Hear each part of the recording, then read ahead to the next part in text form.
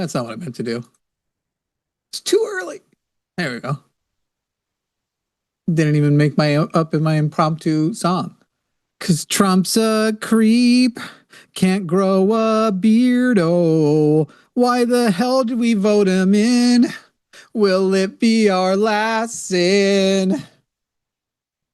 Wrong dance, wrong dance. It was not the vibe. Welcome everybody to Calling It Now. We are the foremost political call-in show on all of the, no one else does it in the whole world. We're the only ones who do it. And you can call in right now. Our phone number is 336-543-2101. If you believe in MAGA, in a young girl's heart, and think that you can put those beliefs to the test, that you can take down a couple of Giga Chads equally. Oh, you're not Alexander. I should fix that. We are both equally Giga Chad. Clearly, we both care very much. It's great that we were able to find a time that both of us weren't in the gym, because clearly we're both in there all the time, equally chatted out. Anyway, please everybody welcome my friend Jesse Jerdak joining me today. Hi, Jesse. How's it? Hi, Jimmy. How you doing, pal?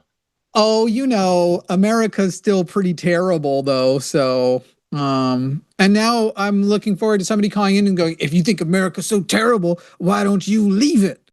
Meanwhile, they're the people who it's really funny. Like all of the caricatures, it's that concept of every accusation is a confession kind of thing. Right. But in reality, it's mostly just a tremendous lack of self-awareness on a lot of these people's parts. The lack of self-awareness is genuinely astonishing, the level to which they will just be like, you can't make me notice my hypocrisy.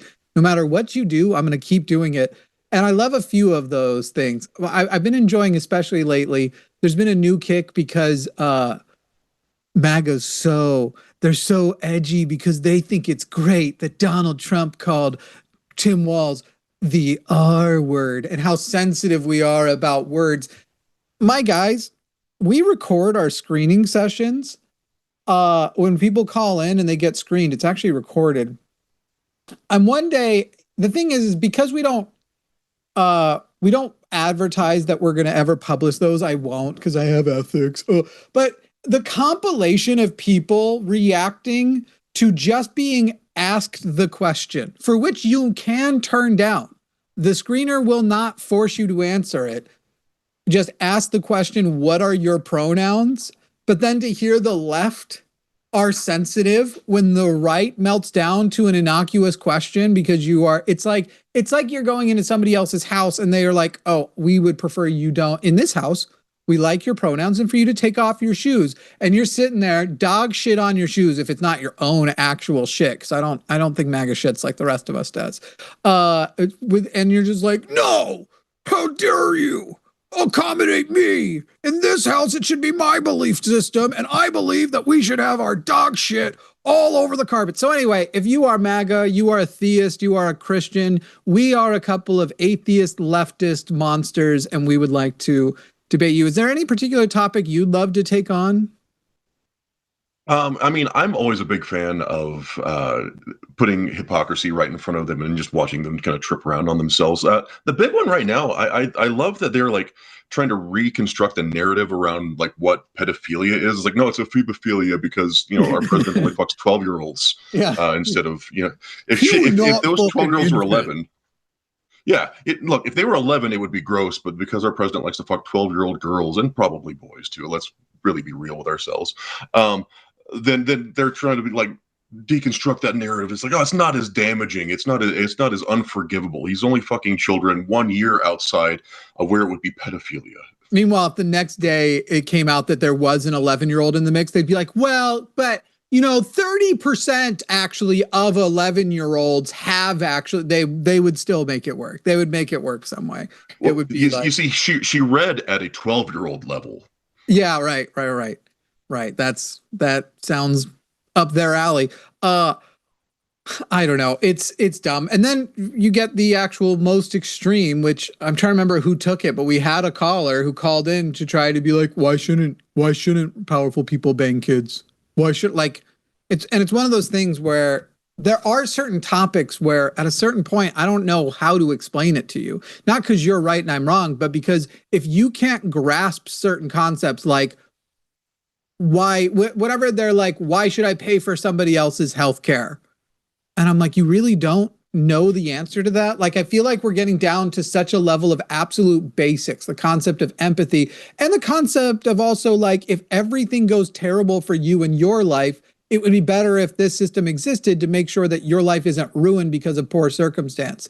That circumstance shouldn't be the thing alone that determines if a person is successful in life or happy or whatever else.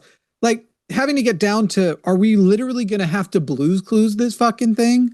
Like get down to children's level? And I think the problem might be they didn't watch enough Blues Clues. I don't think they learned these values from Blues Clues. Anyway, we will go ahead and jump into calls here in a moment. You can call in 33654-32101, 336-543-2101. I will say, no one leaves a comment about how great the phone number is, and that hurts my feelings. It's a great, do you see it, right? It's a countdown. That's great, Jimmy. You did I a have to good explain job. it every time. I'm going to just, it's okay. So proud of you. Thanks. I built a cutting board for my partner today. It's Oh, nice. cool. Yeah. Yeah. From Hey, scratch. do you do commissions? Oh, don't answer No. that now. Fuck, you can't do that shit online. I don't. I don't. No, I mean, I could answer that, but no, I really don't. Okay. I might in the future, but no, I don't have time to. Because once you do a commission, it's like they're going to expect it by a certain time or that it's done Yep. at all. And I reserve the right to abandon a project, you know, Yes. because I just don't feel like it anymore, or I didn't have the I a time, or million whatever. percent get it. Yes. I Yeah, do that with like 3D modeling and stuff. It's like occasionally I'll take a commission and like, oh, now I actually have to like be a do it. professional and like deliver Yeah. this shit. I know that I'm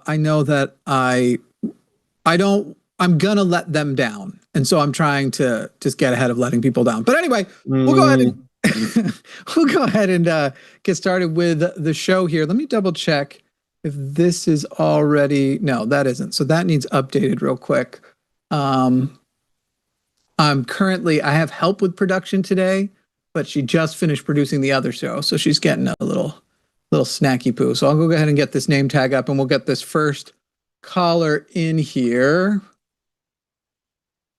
All right, we're going to talk to Blake in Indiana. Blake in Indiana, you are on the line with Jimmy and Jesse. How are you, Blake? I'm all right. Good. You? Just fine. How's Indiana this time of year? Cold and wet, like usual. Blake, how old are you? I'm 30, and I just want to say I intend to be nothing but respectful and kind here. I respect you, and yeah, I just want to have a civil, nice debate. I mean, sure. We'll see. We'll see what happens. We'll see if that turned out to be true. So Blake, you're 30 years old. Who did you vote for in 2024? I voted for Trump every time. So you also voted for him in 2020, and you voted for him in 16? Yeah. Okay. And did you say before that? What were you going to say? Before that, I was pretty young, and I wasn't really voting. I never really cared about politics. Yeah, that was going to be interesting. I thought you were going to say that in 2012 you voted for, but if you're 30 now, would you have been able to in 2012? I think you'd been 16 or 17. What year? I probably would have. 17. I'm not going to lie. I was for Obama at one point, but I've changed. Oh, so you think that who should have won instead of Obama? Well, actually, when he won, I cheered. He was right, but now you said you've changed now. So could you just remind me who he ran against and who you would have preferred over Obama? Anybody Republican, honestly. So do you remember who ran against him? Romney, right? Mm-hmm. So you would have taken Romney in 2012 over Obama? I think that he wasn't perfect, but yes. Okay. And then in 2008, you would have taken McCain? No, I was for Obama then. No. Right now, if you could go back and rewrite it, you would have picked McCain. Yeah, I would rewrite it. That's funny because I don't think Donald would have endorsed either of those candidates, but if we're talking by today's standards, but it is what it is. All right, Blake. Well, so you say you used to be, it sounds like that you maybe just used to follow the crowd and now you're following another crowd. But anyway, you're now a Trump supporter. You're 30 years old. I don't have your pronouns here. What do you want our audience to refer to you as? I'm going to guess he, him. I'm not worried about that. All right. He, him's good. Him. Excellent. All right. Well, Blake, go ahead and give us whatever points you were calling to share. And also, if you can take us off speaker or turn the thing off in the background. I hate hearing my own voice echo in. Sorry. My phone audio doesn't work too well. That's why I had it. But, yeah, I want to say that I am not really fully for Trump. I am just for my country and people. That's the first and foremost thing. I don't care about politics and politicians. Who do you think Donald Trump is first and foremost for? I think he's first and foremost for the American people. You really do? Puts us first, the lowest of us. So you feel that takes priority over himself, and it doesn't bother you at all that he doubled his net worth the first time in his first term, and now in the first year of his second term, he has doubled it again? You feel that reflects a president who cares most about the people and not himself? I would disagree on that. I think I don't think that he is. In fact, he's lost wealth in office. Incorrect. That's demonstrably not true. People. Yeah, we can actually prove that he has gained billions of dollars since being elected the second time. Right. It is a fact that he has gained wealth. In fact, if anything, it may be the first time we can legitimately be sure he is a billionaire. But even just in this first year, he has made, again, over doubled his net worth on a crypto scheme that currently has foreign governments pumping money into his meme coin, Trump coin, that he then makes billions of dollars off as he cashes out. And they seemingly coincidentally get favors. Seemingly coincidentally, suddenly we're doing more business with, as he's saying, we're going to bring all these jobs and things home and everything. Now we're getting cows from different places. Now we're investing in places like Saudi Arabia because they're, again, pumping his coin. And then even just when it comes to narratives, there's a lot of untraceable, where did this money come from? And yet suddenly he seems to be talking more about, let's just let Russia have Donbass. Let's just do all of that. So I don't know upon what ground, what facts would you like to present that shows he's actually lost money in office, because it is the opposite is true. Okay, 1 second. I'm having to dig because unfortunately my Threads profile is on temporary suspension for. Well, anyway. Just call someone I'm having trouble here. I can't. I tried not to use any of my info. I'm really just trying to talk to you and be down to earth. So, okay, sure. But if you're going to say that something we said is wrong, you're going to need to provide the info, because it is demonstrable. It is demonstrable that Donald Trump has made. I have a direct link to pull up. He has gotten substantially wealthier. He even has a hotel in Washington, D.C. that foreign dignitaries book and don't show up to, and they just pump money that way. That was more of the first time around scheme. Now he just has the crypto scheme. Yeah. Oh man, I can't find any of my info. So I'm not gonna go with my info. I'm gonna go with what I already know and what I remember. Okay, well, let's address what you said. You said he's for the American people. You know that 12% of Americans receive SNAP benefits in 2024? So 12 out of 100 people were relying on SNAP for food. Yeah, are you aware of that? He's improved and bettered that by almost every metric. He's improved SNAP benefits by every metric. How would you say that? Almost removing all of our systems: education, healthcare, rehab. Yeah. And SNAP benefits were really like, so we had my data. This is a bad time for my. Of course, my Threads account. By data, do you mean a direct feed of just what Caroline Levitt says? Because nothing you just said is. So I write my own articles. Sorry, I don't mean Okay, so the data, your data is that which you've made up? No, so I just look into and dig, and then I provide data. But the articles I have written are not available to me right now, so I cannot pull up my data. How do you Unfortunately, provide it just data? had to happen like the Do you hour of write the the show. It had articles or to does happen. ChatGPT write them? So I write them and I look into sources. Yeah, I write them. Sometimes I might ask for a secondary opinion from like Grok, but I never like use it to Grok. write for me. No. I don't believe you because you're literally just repeating things. It's like, okay, let me ask you this. Donald Trump recently said that the holiday dinner pack, as proof that grocery prices are coming down, there is a holiday dinner pack that you can get from Walmart that last year was more expensive than this year. And then when he was challenged by a reporter who said, yes, but they have less things in and they have switched out name brands for their great value brand, he said, you're fake news and lying. Was he telling the truth or was the reporter telling the truth? Well, first of all, I believe that all of our inflation and economic hang-ups are all on Democrats.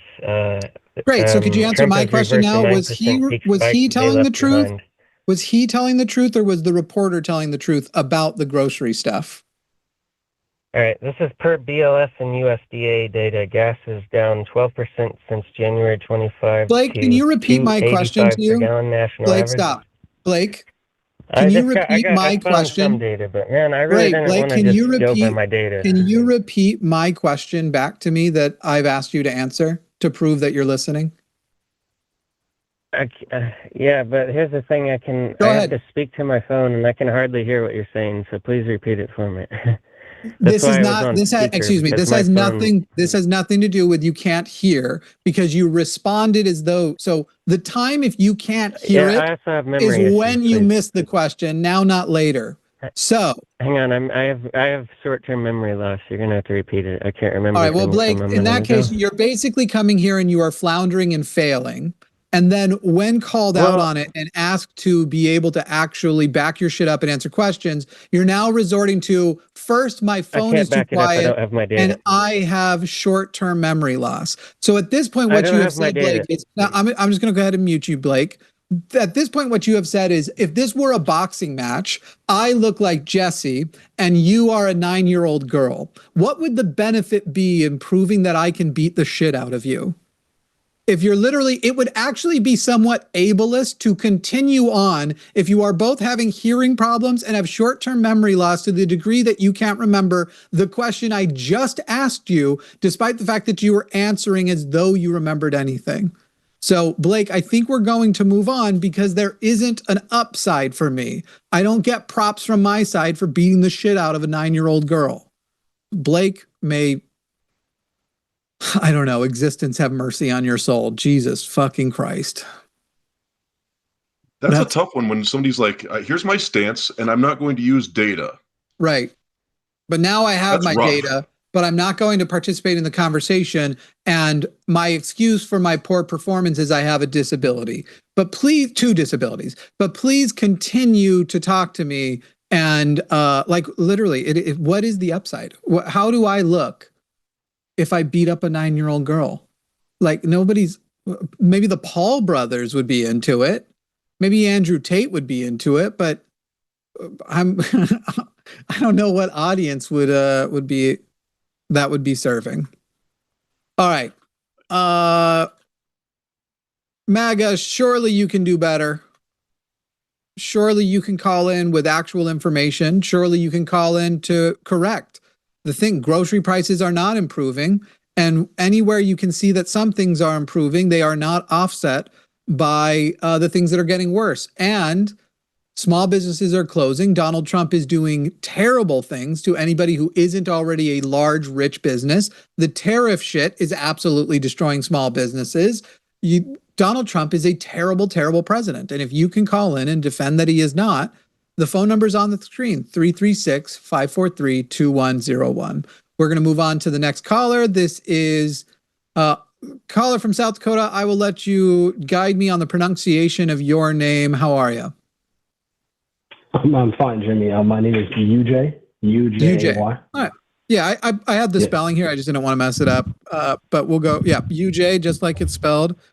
And UJ, how old are you? Yes, I'm 24. Did you vote in 2024? Yes, sir. Who'd you vote for? Oh, Kamala you're calling Harris. in about for Harris, but you're calling in on a religious topic. It looks like. Yes, sir. Okay. All right. Well, go ahead then. What's your challenge? Your question? No. What do you want? Yeah. So my question is more so in regards to evolution. So I'm like, I'm not really. I've been deconstructing from Christianity and kind of, but I'm still. I would still like classify myself as a theist. Like maybe there is like a higher power out there, even though there's no way of me knowing for absolute certainty that I can't really substantiate that. So my question is like, I'm just like, how do we know about the evolutionary process? Like, I don't know, because I've been watching your show and I think you said something that you're like, you kind of understand evolutionary biology, or I don't know if it was you or Forrest, but I'm just kind of confused. If you could educate me on that. Yeah, so I'm not going to do a course on evolution here. Forrest is actually a bona fide biologist. He has multiple masters now in it, and he's going for, I don't remember, he's going for a PhD or another master's, but he's doing something crazy. As far as like that education goes, you can certainly go to Forrest Valkai's YouTube channel and watch it. You can also go to, I can't remember what the name, by the way, I don't know if you're breathing into your phone, if we're on speaker or whatever, but the background noise is crazy. I'm sorry, give me one moment. Yeah, if you can improve that for us. Forrest channel has lots of stuff. You can also watch Hank Green over on, there's a free education website.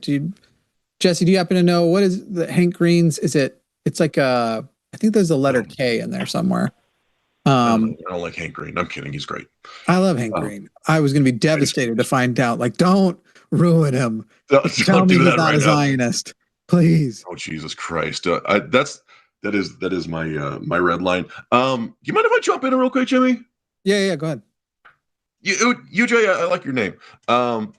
So I am a deconstructed believer, and part of the reason why I didn't realize the mountains of evidence for evolution were right there in front of me is because when you grow up in a Christian nationalist household, many of those things are kind of hidden from you. But we actually have mountains of evidence. People are always talking about how like there's the one Lucy fossil, and it could just be a deformed chimpanzee or something like that. We have hundreds of Australopithecus fossils. We have graveyards full of our ancestors that are somewhere in between an ancient ape and what we currently are. So let me ask you this: is physical evidence enough to present to you to impact your position? Yes. Okay, cool. And I think I think just in case you're I think UJ is asking where to go and I don't think UJ is saying he denies evolution. He wants to learn it. Yeah. Right. So a good, like easy, like super fast step is you just Google Australopithecus fossils, and you'll see. I may have misspoken. There may not be hundreds. I know there's like a dozen or more of these creatures that are our ancestors that you can look at all over. They're not all in one place. They're not all in one museum. It's pretty cool. So like one of the things that the church uses to discredit evolution is saying, well, there's just this one thing, but we have so many fossils, transition fossils between various species. We have transition fossils between mammal and reptile. We have so is that kind of thing helpful for you? Yes, sir. That's, like, I'm sorry, I don't want to like go on some sort of preamble, but I live in a very like right-wing state.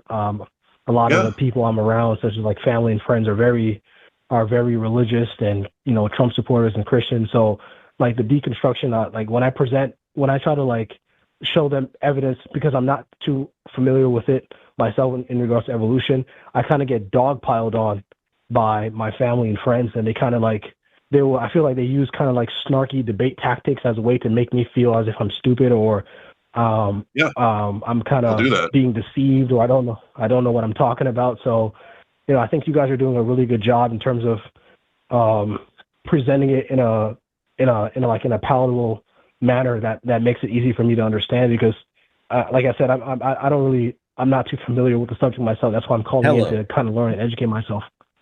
Yeah, so UJ, I would go to Forrest Channel and watch his educational content, look up Crash Light of Course with Evolution. Hank Green, the biology, and you're gonna have to learn basics. But when it comes to debating evolution, there are people with degrees in biology who aren't good debaters. Honestly, like, not to be self-serving, but my number one advice for you, as far as your people who want to debate you where they don't know what the fuck they're talking about, on whether or not you know what the fuck you're talking about, is to challenge them to call us.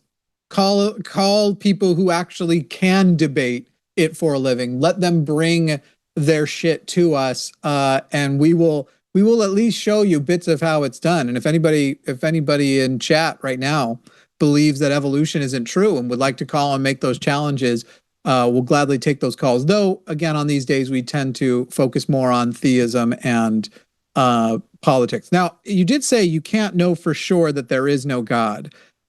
Stop letting agnostic propaganda get to you, because you can't know for sure anything, literally anything.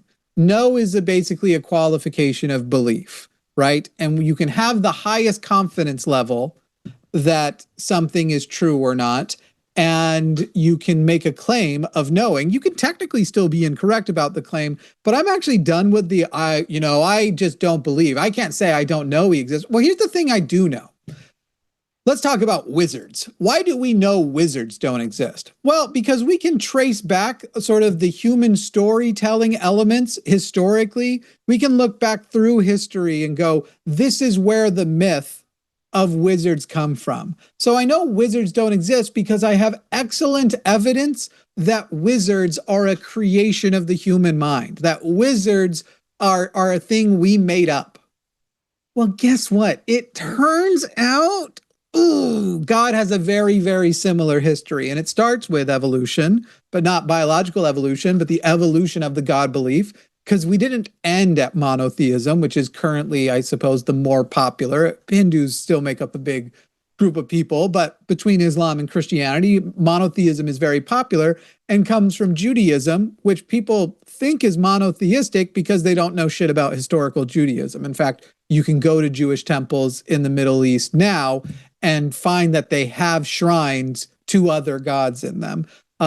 And so was monotheism comes about through first polytheism, which evolved from animism. And polytheism itself is ginormous and robust and frankly much more interesting, and comes from animism. And animism comes from very early societies of people having no understanding or explanation of everything prior to the scientific method. And so the thing that makes sense to them is the booming thunder in the sky is intentional. Something with intent is putting it there.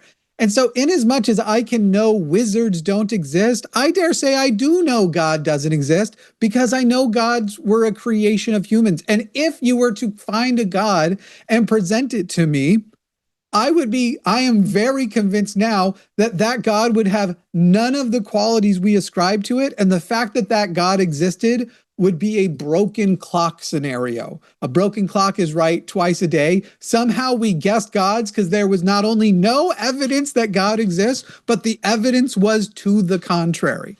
So you don't have to fall for this, like, listen, I love my agnostic atheists. Most of the people who work at the line are quote unquote agnostic atheists. That's just agnostic propaganda. You don't have to fall for that shit. You can fully be a strong atheist and go, we can't know anything, but we still use the phrase. And in as much as you can know anything, you can know gods don't exist. Interesting. That's thanks for breaking it. I'm sorry, you were going to say something. No, I don't want to interrupt yet. Go ahead, please, because Jimmy's cooking right now, and I'd love to hear your thoughts. Yeah, no, I think you kind of like explained it in a very like articulate manner. Like the kind of position I'm in. So I'm black, right? And a lot of what I found is like, I don't know why this is. A lot of like black people tend to be the most like religious community a lot of times, like in terms of what we believe, and especially when it comes to the Bible. So, but when I bring up like passages of slavery, for example, to them in the Bible that shows that like the Bible absolutely does endorse like the ideal of slavery and chattel slavery and passing it down to your children, they will always like defend it and say, well, it was a different time. It was we don't, it wasn't based on race, as we like their understanding of it is more so like they weren't just enslaving a particular group of people. So I'm just kind of stuck in a position where yeah, and I totally agree with you. But when I'm trying to like debate with them, it's almost like I'm just constant. I don't know what it is, but it's almost like this idea of like wanting to believe. I don't know if it's coming from fear, or I don't know why. Unfortunately, a lot of my community tends to be super religious, or what the case is. But I just kind of feel like I'm just in a never-ending battle trying to deconstruct people that I love and care about, but I'm just getting nothing but like negative feedback. It's not just only towards Black people, but just people in general that I talk to here in South Dakota. This is a very right-wing state, and I'm like a fish out of water in many cases. Yeah. No, I feel that very much. The point about it not being based on race is very silly. It's the only way you can actually make that point. People have tried to bring that up when I bring up that the Exodus is like our first big time like super racist thing, where now it's a very popular story because when people imagine it, they're imagining Black Egyptians who are blacker than current day Egyptians enslaving white Jews who are today much whiter than they would have been back then. And so, but then people will make the point about like, no, they actually would have looked, kind of close to similar, kind of close to the same with minor differences or whatever, as though like, I don't know if you'd call it ethnicism has never existed. Like white people are so racist that if they aren't in a geographically big enough place, and this might be humans in general, let's be honest, but white people have the most power, and so we are the biggest dicks with it. White people are so racist that if they aren't in a geographically big enough place to even have sufficiently darker people, they will start hating other whites as racism. Like Italians and Irish people. I don't know if you know the history of this country. That's how racist we are. It's like, there's not enough dark people around to hate. So let's figure out which white people to be racist against as we are white. It's all very silly. It's all very, unfortunately, probably a part of our development. And there are probably natural reasons why this arises out of our brain, but our brains are smart enough to not have to do those things now. We don't have to do things that we see other species doing. We don't have to be racist. We don't have to be rapey. You could tell the entire Republican Party that just because other species haven't figured that out. But yeah, I feel for that. There are great organizations out there that will probably give you better guidance than I can, like Black Non-Believers. Even going to Recovering from Religion, I think they do support groups that are topical and thematic. So I think they do like even collaborations with Black Non-Believers and the like. And so I would say that I started to smile right after you said you were Black, and since somebody might point that out, I might say why. It's because in my mind, this show I usually do with Javon, and Javon would have been as I started to take a breath to reply, Javon would have gone, Jimmy, you don't get a reply to this part. But anyway, he's not here, so that's why I smiled. Anyway, I feel for you, but I don't know how to solve I don't even know how to solve making my own family become the members of my family who left Mormonism and theism, honestly, all did it on their own path. So when it comes to the people we are closest to, that's where I have the hardest time. I've helped tons of people deconstruct, just not really my own family members. So when it comes to people we're close to, it's unfortunately a different thing altogether. Can I ask one last question? I don't mean to take up your time. I'm sorry. Yeah, no, go ahead. Please go ahead. Go. I guess like my question is, so like when I read like the Bible, there are certain parts of the teachings of Christ that like supports like I guess like a socialist ideology, but like I'm kind of confused as to why do you think so many religious people don't support more socialist policies, even though like a lot of like what is being taught in the Bible in terms of like the Book of Acts or like Jesus talking about like the meek shall inherit the earth. Why do you think there's such a like the religious right, or like just religious people in general tend to move towards more of like authoritarian, capitalistic, fascist ideologies rather than socialism? God tends to agree with what you want. People aren't getting a lot of their gods from the holy books, and so I mean some of them are, and those groups end up being. It's funny because with religion, it's like you have the people who are terrible because God just affirms all of their beliefs. That would be your Trump type of Christians, your Vance type of Christians, the people they want to hate. God tends to hate, and they read the Bible and they see all of their beliefs affirmed. Then you have the people who are fundamentalist, and they're fucking terrible too. It's literally like the best Christians are the progressive Christians who, when you challenge them on the Bible, they're like, yeah, but the Bible sucks, dude. I don't know. I like Jesus, but don't make me read the Bible. Fuck that place.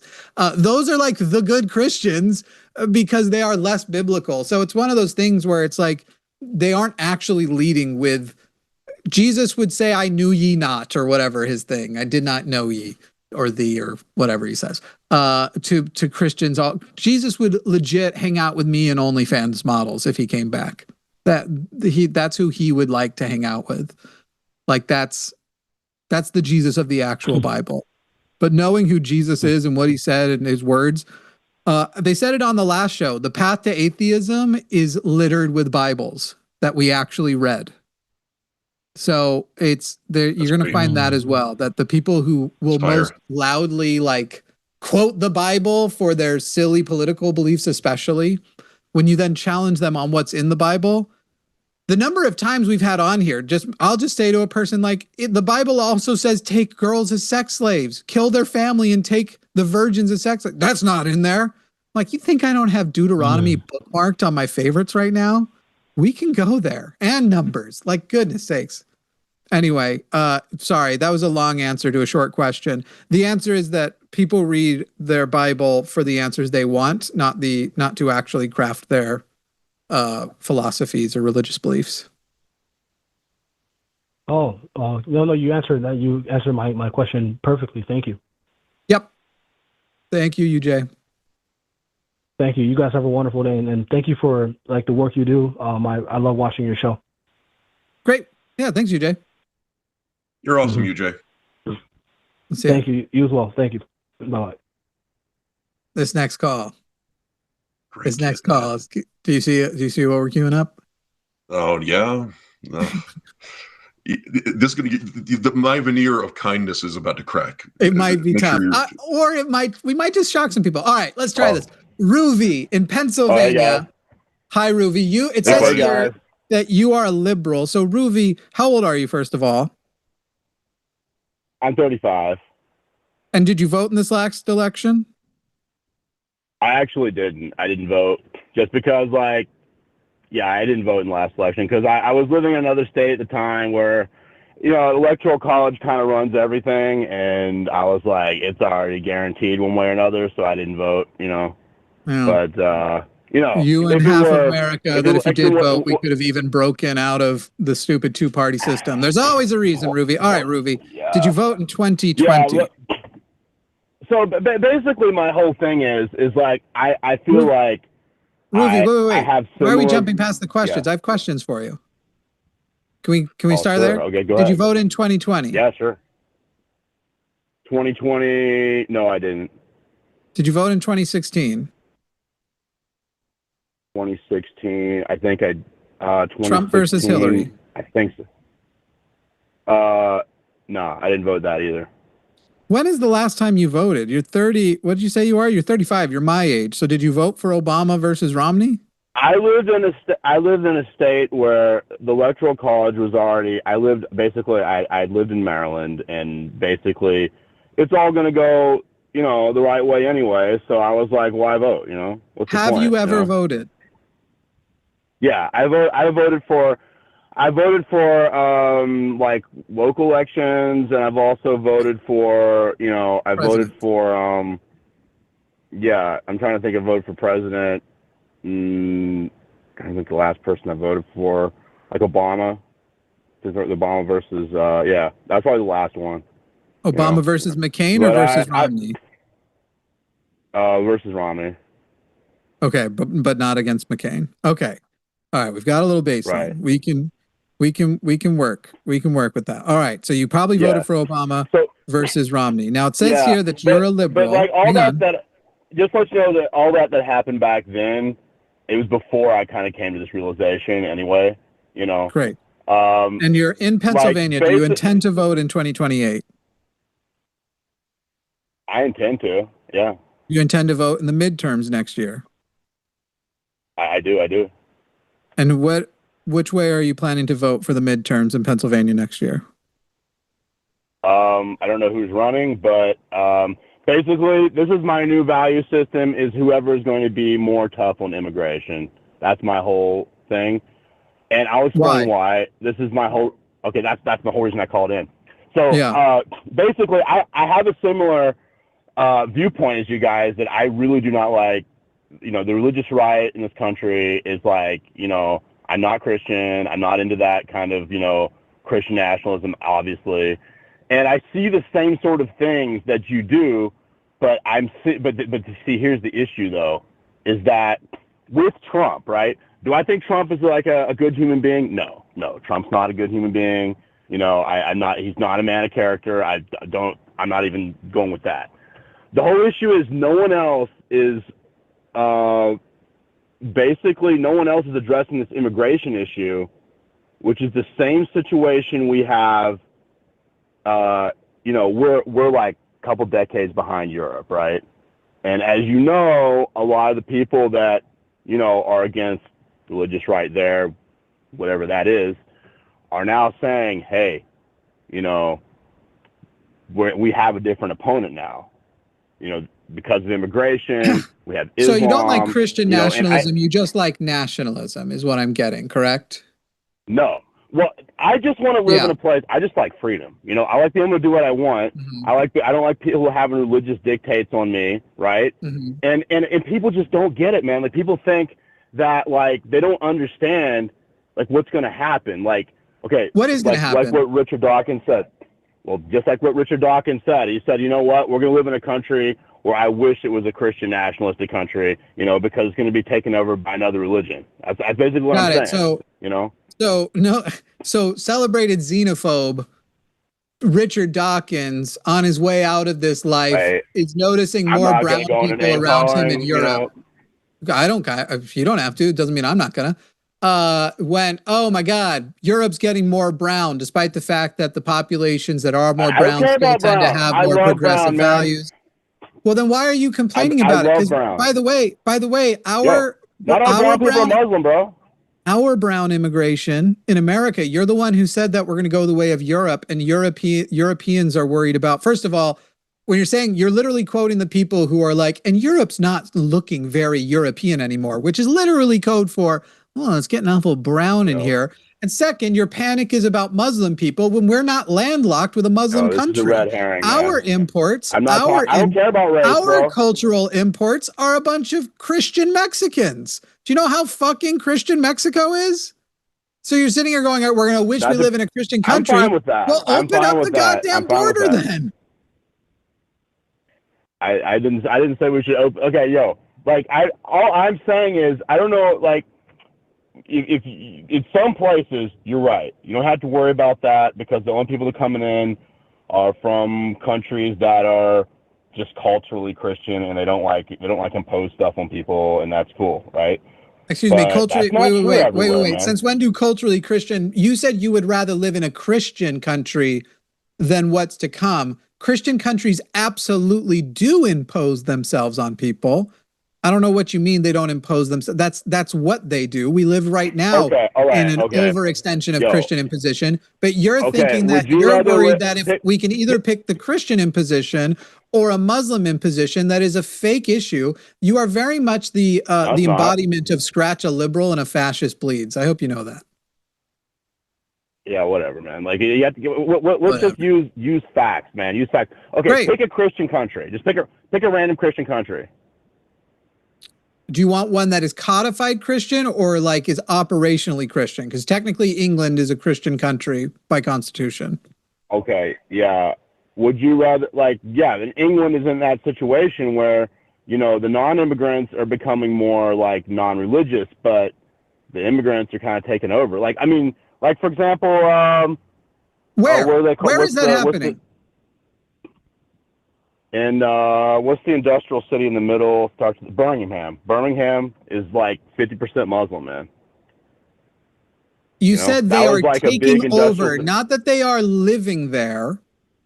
In what way is Birmingham, it's pronounced, by the way, it's not Alabama. Has Birmingham been taken over by Islam? Yeah, sure. You're saying, I don't mind brown people, I don't dislike brown people, but they're taking over by existing. I want to make something clear. Islam is not about race. Like, Turkish people are white, as far as I can tell. Like, people I've met are Turkish. That's white. So that's a religion, all right? Right. And so and we're just all going to sit here and pretend that when it comes to selling this, Donald Trump and the religious right have the easiest time selling this because Muslims are disproportionately brown. And there's a reason why they're going with that. And they're not going after other white people of other religions. Like that's what you're going with. That's also another sub point. I don't, before Donald Trump, I think Republicans were more about two things. One, about, you know, the rich fat cats, and number two, about religion and Christianity specifically. And now they've added a third? Well, that's been knocked down. By the way, I just fact-checked, and you are not correct. It's always a lie with you people. It's 30% of Birmingham's residents identify as Muslim. Yeah, liars. That's the you. When was that poll? When was that poll taken? The most recent census. I'm pretty sure it's a bit more than 30, but I can look it up. I'm on air, so I can't really look it up, but I've seen it. It's like the most recent. 50, so how would you find that information, bud? I read it. I actually read it from a documented source, so I'll have to go back and look at it. I don't know how to. I'm in the middle. TPUSA. I don't look at Turning Point. Yo, like, you guys don't. I'm not a conservative. I'm a liberal. You know. You are. So I don't like. No. You actually are a conservative. You know. No. By the way, I'm not a liberal, so I wouldn't be impressed even if you were a liberal. You absolutely are a conservative. You are literally trying to conserve an American white Christian representation of American culture when America is absolutely built on the idea that anybody of any race, religion, I just got through telling you that was not the case. I am not Christian. And in fact, okay, let me put it this way. It's exactly the same thing that Christopher Hitchens talked about.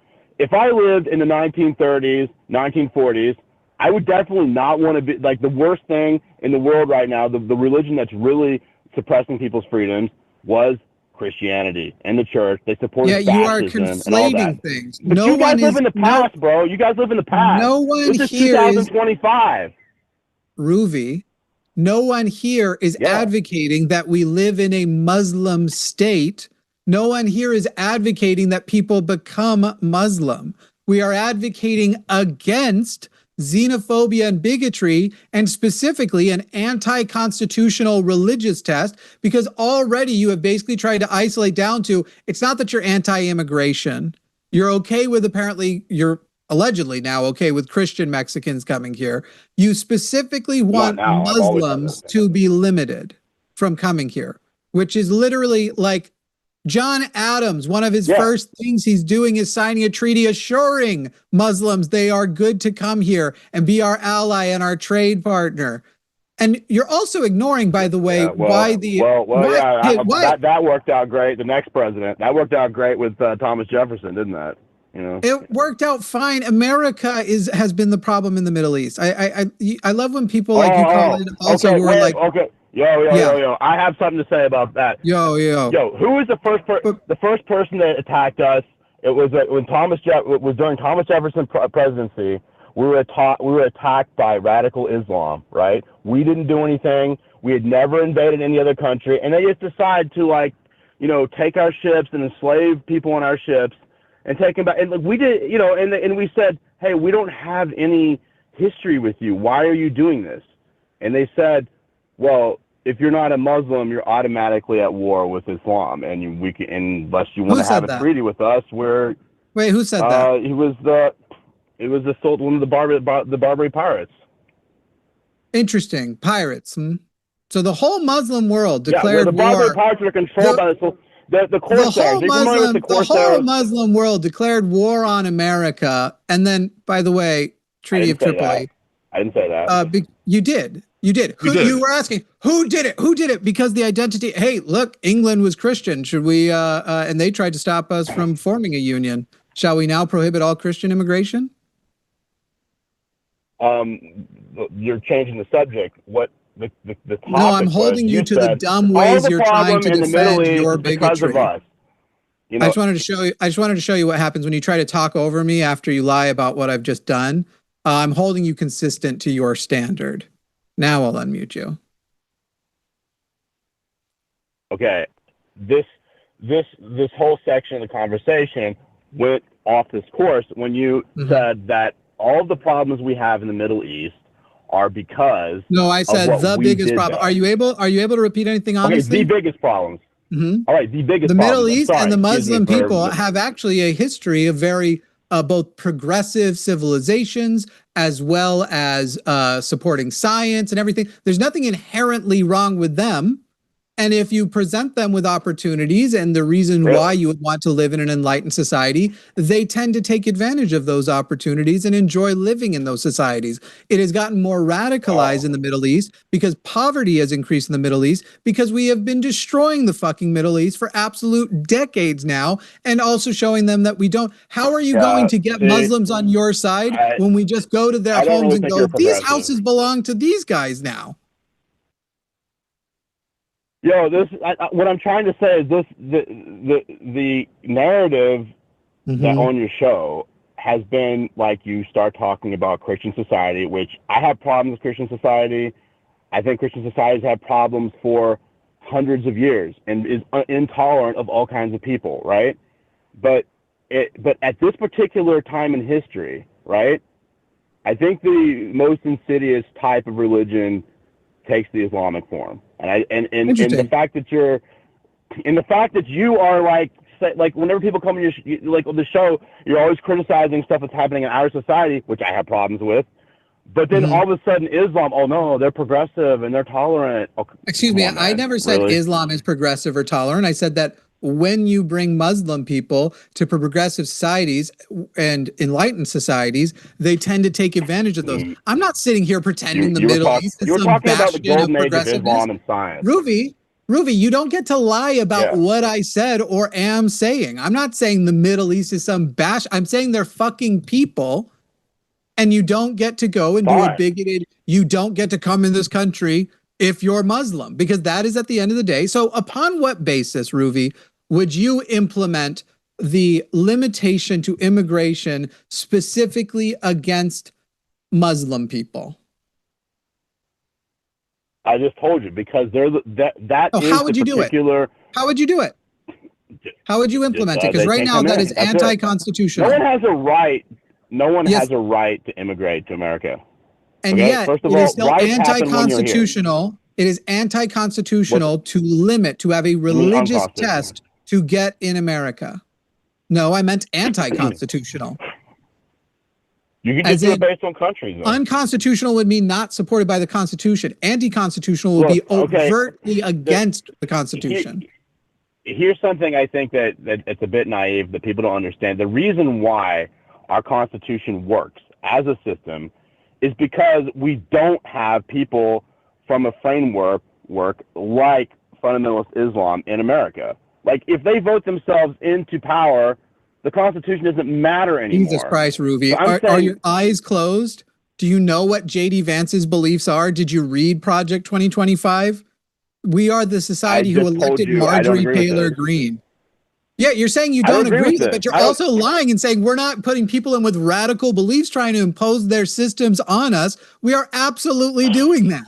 I would go to prison if the if Project 2025 fully succeeds. I'm going to prison for spreading trans education, amongst other things. Look, I believe in the Enlightenment I believe in liberal values, and I No, you believe that the way your show has been going and stuff like that, that it's just going to self implode. It's like regressive liberalism where it's not going to be able to survive. I'm not a liberal. We're just not going to survive.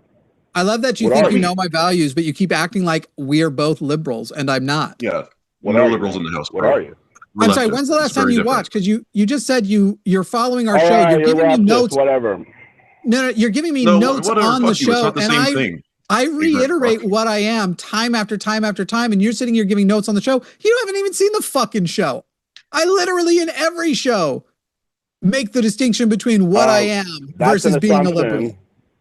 Yeah, it is. It is based on your words, Ruby, and how much you are floundering and how stupid you are coming off. This is a semantic problem in my. No, it's not. They're different things.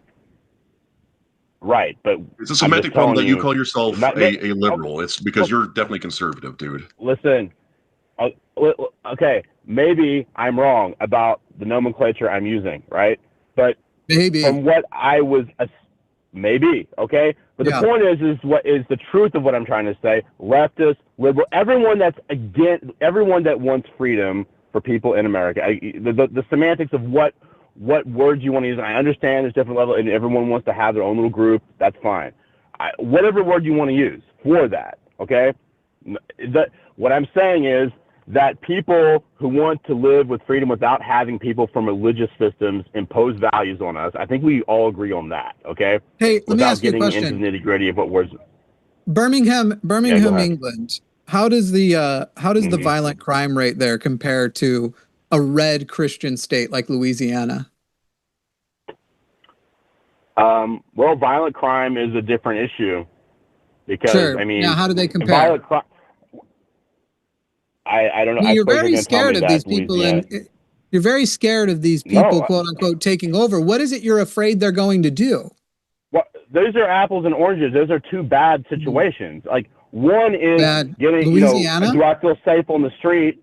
Listen, one is do I feel these are apples and oranges we're comparing. One. So what is the metric we can compare? Because right now the violent No, I can't let you finish as you are floundering and going, I'm not going to answer this question because it undermines my point to answer, and I'm just going to say that's not the metric. So first I'm going to answer as far as that metric goes. Violent crime is 10 times worse in Louisiana as it is in Birmingham, England, just so everybody knows. Let's check. Let's do Birmingham. Let's do UK versus Alabama, since somebody brought it up in the chat. And then you'll tell us by what metric we should check. Birmingham, Al versus Birmingham, UK. That's what I want to know.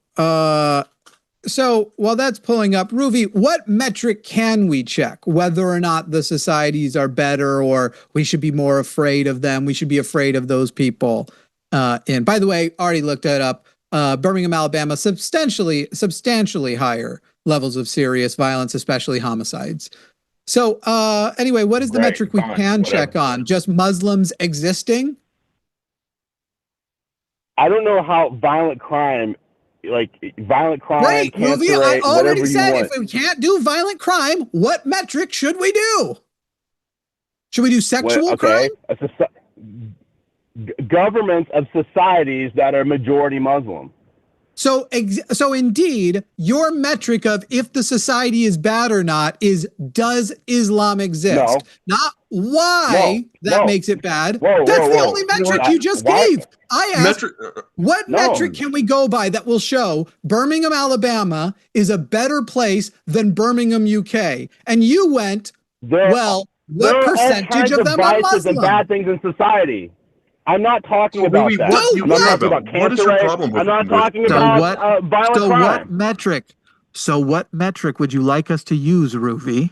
What metric should we compare to see that you are right, that a Muslim society in England is worse than a Christian society in America? Which metric? Societies where religious groups get to impose their values on other people. In intensity. In America, it's pretty widespread, but not as intense as it is in the Middle East. And I think you guys are just naive, man. Like, I don't understand. We're sitting here. You dumb fuck. We're naive, but you can't present a single metric a single piece of data that shows that Birmingham, UK is worse than Birmingham, Alabama. The only metric you have offered so far is Muslims are there. This is illogical. Worse in what way? Violent crime is only one worse bad in what way? Great. Give me the metric that's the right way. That's okay. According point. to you, I guess the Mongol Empire was great because they came in and killed everybody equally because they had religious freedom. That's not what I'm talking about. It sounds like that metric of violent crime would be actually really easy to trace if they came in and killed everybody equally. It seems like I'd have a high number that would show. We're only talking about religious. No, you don't get to talk over me. I'm sorry, Ruvi, that you're melting down because you're so bad at this. So I'm going to go ahead and just try and get it to you one more time. You are making the claim that the Muslim Western societies are worse than American Christian societies, and not even Muslim societies, places with a non-majority of Muslims, just the Muslims existing. You said it was a problem that Birmingham, then you lied and said it was 50% Muslim, was 50% Muslim, it's 30%, but that's a problem. And so I asked you, I gave you a metric which shows that right now they are a much more peaceful society of people. Birmingham, if you want to live in the safer Birmingham, you should go to the Muslim one than over the American one. If you want to be in the safest Birmingham between the two options you've given us. So Ruvi, if violent crime is not the metric by which you would like to go, all I have asked you time after time after time, and now an additional time is, what metric should we compare? So now we'll unmute you and see, or metrics, which metrics we should check.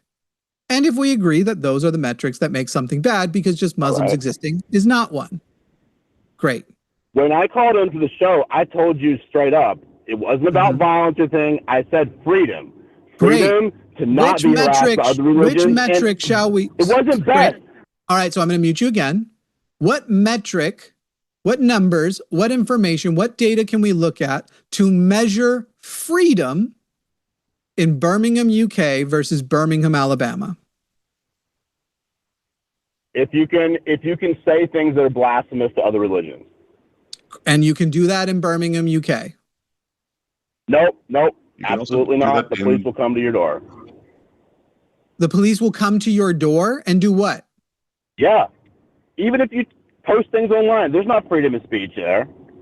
You said if you can say blasphemous stuff of other religions. I know you can do that in England because we use people from England on our shows and we blaspheme Islam all the goddamn time. So you said if you can blaspheme another person's religion, and by the way, the UK isn't current majority. Any problems you have with the concept of their freedom of speech, which we don't have in America either, but with their freedom of speech, pre-exists any sort of intense amount of immigration from Muslim countries. It actually traces back to the white problem of Nazis. And that's where a lot of those limitations came in, because in Europe, you're not free to just be a fucking Nazi. Doesn't matter where it comes from. Okay, so it does matter where it comes from because you're claiming that the problem is Muslims. Muslims are not a part of the restrictions that you're claiming exist, and specifically do not exist for criticizing Islam, and you have yet to give me a metric by which we can look up the data for freedom. All right. Can I jump in real quick? I would disagree. All right, cool. Look at this. They gave me a mute button. He's advocating for like Christian majority rule in America because that provides a more sustainable moral standard, right? Many of the Middle Eastern countries that you hate so much, full of these awful brown people that you despise so readily and so openly while calling yourself liberal, are Christian majority countries, or were Christian majority countries until racist Christians decided to kick them out of other countries and offset the balance, the religious and socio-political balances. Like Lebanon specifically was a Christian majority country until fairly recently, until Christians and let's say believers in the Abrahamic traditions came in and kicked Palestinians out of Palestine. And those people had to immigrate up to Lebanon. So that upset the balance. But prior to that, Lebanon in the Middle East was a Christian majority country. So it seems like you don't care about immigration. You just hate Arabs, right? You just hate Arabs. I'm gonna fucking unmute you now, you jackass. I do not hate Arabs. I don't hate people in the Middle East. So I don't know where that's coming from. Because the only people you seem to have a problem with are Muslims. I spend most of the people that I talk with on a daily basis are from Iran. Okay, that's people I do business with. You don't even know my life, man. Like, don't even try to judge me. Okay? You don't even know your life. Is your defense for I'm not racist is that I'm willing to make money with brown people? Because I think slave owners might have used that same argument back in the day too. Well, now tell us about a black girl you fucked once. I don't think it really. First of all, I know you never did. When we're going, if we're talking about truth, right? Mm-hmm. I could be racist. I could be a Klansman. I could be black. I could be white. I could be a Chinese man. I could be anything, right? It doesn't matter who I am to make an argument. Sure.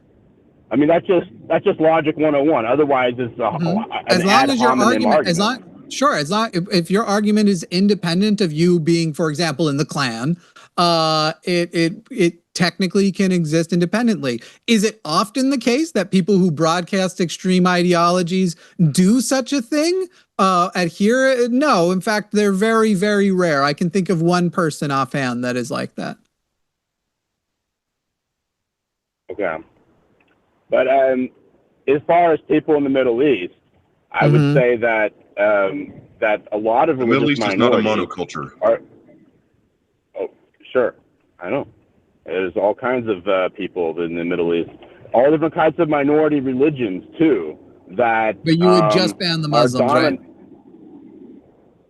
Well, I mean, what I'm trying to say is, why can't you treat Muslims the same way you would treat Christian societies in the 17th and 16th and the 19th centuries, where they would go in colonialism and cultural occupation of the society. It's the same probably because of the First Amendment that Islam is doing right now.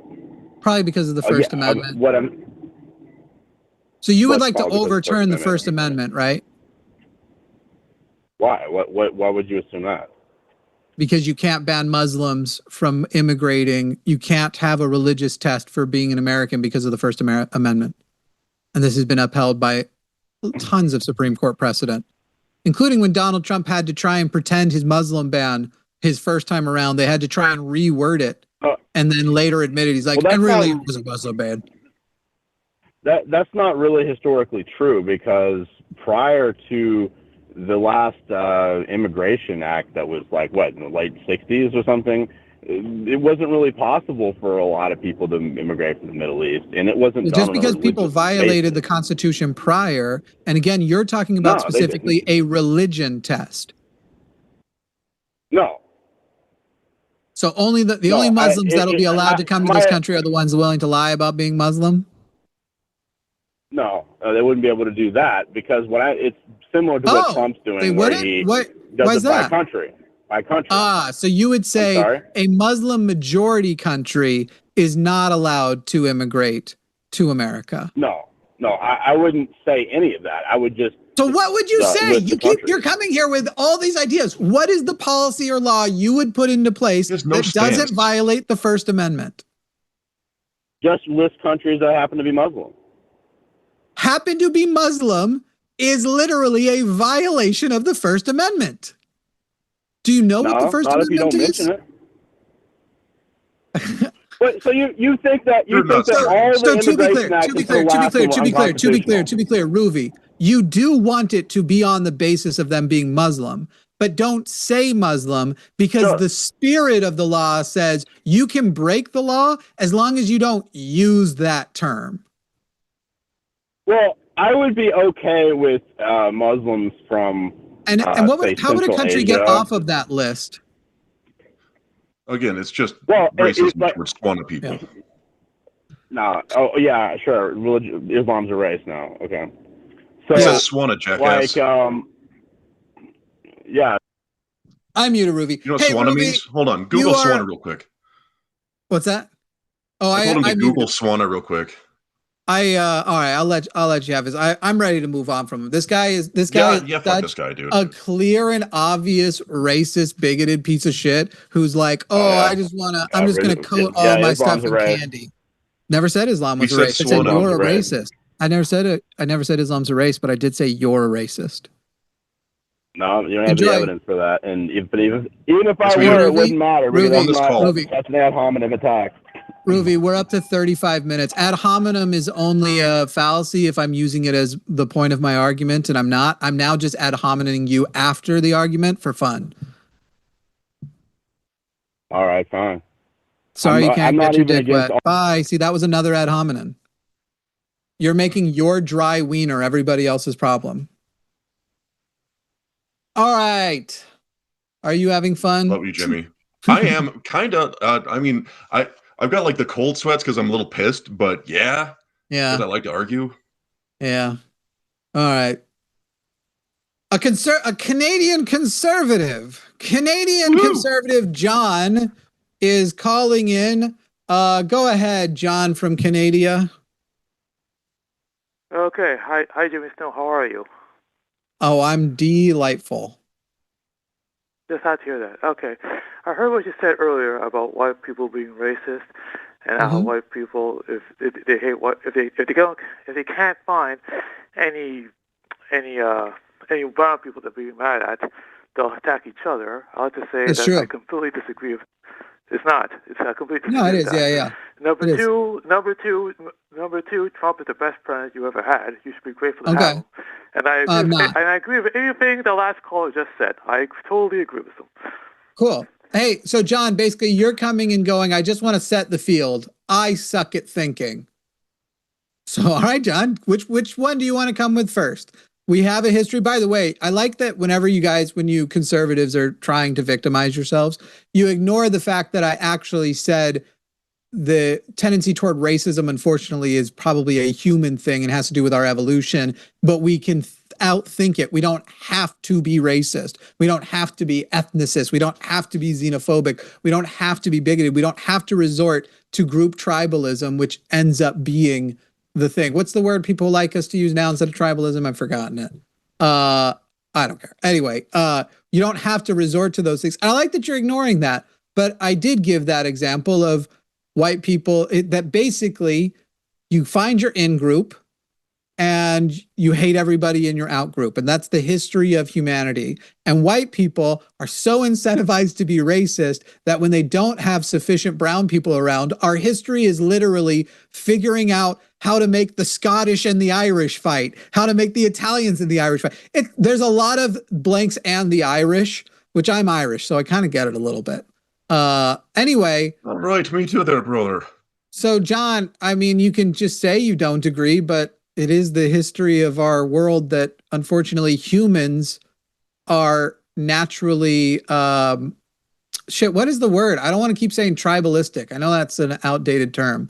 That we are naturally that way, and we tend to group in that way. And then even within our groups, if you have a group of Christians, you'll still have people within that group of Christians further split up, sort of culturally segregated by race.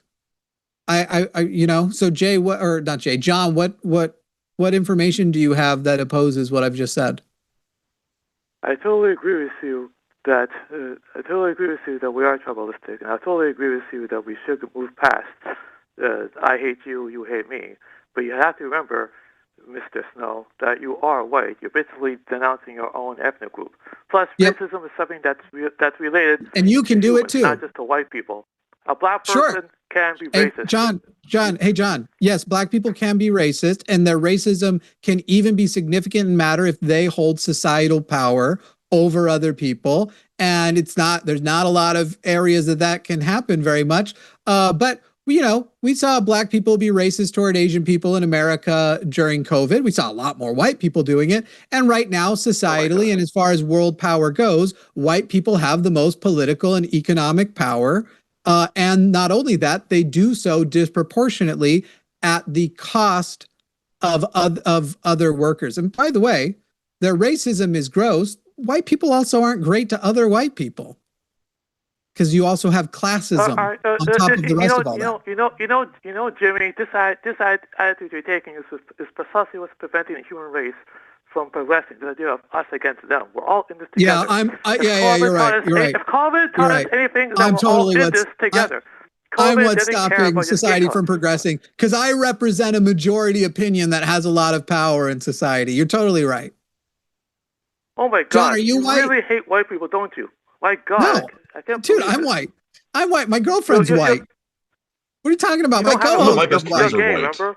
This is excuse me. Wait, John. Racist, but John, you are I'm racist, literally not gay. You're promoting racism. John, wait. John, why are you throwing in homophobia or bi erasure there? I have a girlfriend because I'm bisexual. Bisexuals still date women.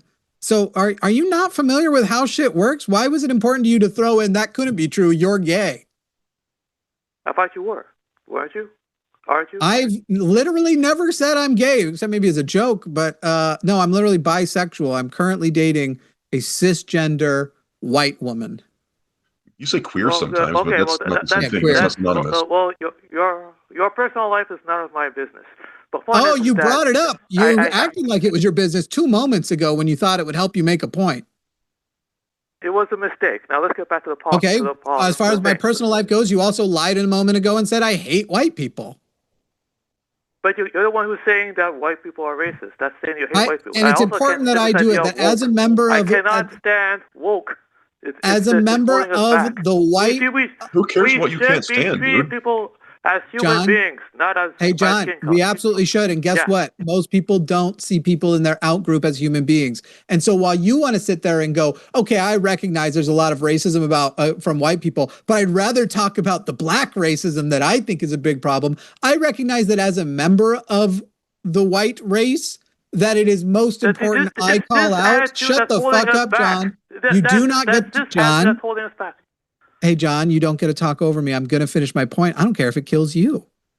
John, as a member of the white race, it is most important that I acknowledge the deficiencies with our cultural exports of racism and xenophobia. And by the way, I happen to be a member of that white race that is disproportionately benefiting from racial exploitation above what anybody else is. It doesn't mean that I don't criticize other cultures, other people. Again, the last caller acted like I love what? Iranian Islam or Islam in general?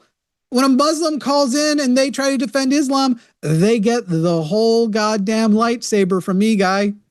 I don't know what fantasy you guys have in your head. It's just that you don't think nuance can exist because you think the world has to run on only common sense. And I'm super glad we don't run on common sense, because going beyond common sense has delivered us like medicine and smartphones. And unfortunately, the technology that has connected you to me today. John, you're now unmuted. I do not understand a word you just said. I do not understand why you have this idea. I don't understand why you have this idea that it has to be white people against black people. I am black. I didn't say there isn't. I don't hold any grudge against you. Excuse me. When did I say we have to have white people versus black people? The whole idea of woke is precisely that. That is the whole idea of woke. As long as you're woke. First of all, the whole idea of woke is you guys don't even know what the fuck woke is. You have made up this, like, what woke is. Woke is everything. Exactly great. Okay, great. Go ahead and give a definition that a person who would self-identify as woke would agree with. Okay. Woke is this idea that anyone who isn't a white, heterosexual Christian male should be elevated no matter what, even if they're unqualified for a job. They're always right, and they get privilege. And then white males should be ignored under any and all circumstances. That is precisely the case. I know this better than you do. I just asked you, John. I just asked you to give a definition that a person. I know this better than you do. I am right. Don't question me. So we're just going to go ahead and mute John. I am right. Don't question me, because John needs correction. Wow. Wokeness actually began as, and realistically, it was kind of fucked up that, let's be real, white people went ahead and took some of that word for themselves. Woke began as the idea of recognizing systemic disadvantages that exist in culture, that things exist in the culture that are an extension of going all the way back to slavery to now, that those systems have not been eradicated, and that there are still people who do not benefit, that there is essentially privilege in society for merely not being born black. and now that has extended into that systemic disadvantages exist for other minority groups as well. And what I said to you, John, was you need to present a definition that a self-identified woke person would agree with. And instead, you went with the definition you wanted it to be. So, John, I guess if that's how it works, I'm going to go ahead and define conservatives as pedophiles. So, John the pedophile, what do you have to say to that? We're not going to resort to name calling here. Oh, yes, I am. No, John. I'm just defining conservatism. That white people are being discriminated against. No one should be discriminated against. We're not. We're fine. We're doing great. Yeah, John. This shit rules. We're fine. John, I'm going to be honest. When the subscription comes in, I'm going to renew because the privileges are nice, right? And I'm too much of a wuss. I don't have it in me to live with the societal disadvantages that black people have. I'd be too exhausted. I am black. I'm not strong enough. I've never been discriminated against. You're Canadian too. Never. John, I don't know whether you're lying, you're ignorant, or you're just unaware. But if you're going to say that you actually think that because I'm conservative, I cannot be black? Who's being racist now? John, I never said really that. How you think. John, I never said that. Even conservative black people recognize often that racism does exist. In fact, some of them try to make their grip that it does exist, but it's the liberals doing. I'm fighting against racism. Wait. So John, the liberals have never discriminated against you for being black? I lived in Canada my whole life. I've never, ever been discriminated against. Ever. Never by anybody. Not a liberal, not a member of the Klan. Have you ever met a white person? I live among white people. Yeah? Amongst the whites. I have members of my family who are white people. Well, John, my best friend is a white person. John, next Sunday I'll be back with Javon, because I feel that all of the things I want to say are from working with him, but in reality, it would be in poor taste. Why can't we have a conversation? No, John, I would like it. John, you brought the fact up that you're black and you said that discrimination doesn't exist. I'm not going to sit here and talk for black people about whether discrimination exists. I know it does, but I will have that conversation with other white people. I am a black person. You cannot. And apparently you've missed it. And so I'm going to, you're saying that your opinion is correct because you're black and I'm white, so that therefore your opinion on black discrimination is more valid than mine. Okay, then call in next Sunday and talk to another black guy. Why can't we have a conversation? I think that would be better. Because you are already resorting to it. You just said, why can't we have a conversation? Because every time I start talking about that black discrimination exists, you go, you're wrong, I'm black. So you're saying on the basis of me not being black, I can't be right. So I'm just going to let that go and give you a person whom you can talk to next Sunday is a black guy, and you won't be able to say you're wrong because I'm black. You won't be able to have that because conservatives love identity politics, because conservatives have their own conversation right now. That's ridiculously stupid, because we can't have a conversation, John, because every time I start to make a point, you go, I'm black, so you're wrong. Fine. So I won't cut clearly you off. You can only have this conversation with another black guy. I won't cut you off. I will not cut you off. It's too late. Speak right now. I won't John, cut you I don't off. care. I don't care. It's already too late. At this point, the what would be the benefit here of me talking to a black guy about how, he's hung up. All right. Well, he was so close. In his definition of wokeness, he was so close. He's like, anybody that isn't white, isn't male, isn't cishet, isn't straight. I was like, I wanted to interject and be like, is a valid human. Right. And that's wokeness. That's, yeah. Isn't more or less than anybody else. Or, I almost interjected with anyone who's white, cishet. What else is there? Male. I almost interjected with send them to the chair. But unfortunately, morons like that cannot pick up any amount of humor or satire. And they're very much the hashtag not all white people, hashtag not all. It is weird, though, that he didn't bring up being black to some of the things that I said earlier in the I just will say over the phone, I'm skeptical. But he despite the fact that conservatives are always like, they just want to play the race card. No one plays the race card harder or more often than a conservative. And so the good news is I have a black friend, as they like to say. I have a black friend. He'll be back next Sunday. Call in. I think that was the move. I think that's the move. Also, because just our life experiences are so fucking different, and Jovan is a genius. So, I hope he calls back because Jovan is the shit. I enjoy like it's if you're just going to resort to but I'm black as your rebuttal, then do you think I'm not prepared for that? I haven't created a company of just Jimmys. There's diversity here for a reason. I wish there was more, and we will have more as time goes on. But I don't know. What did you think I was going to do? You and I are you must be identical, right. of course.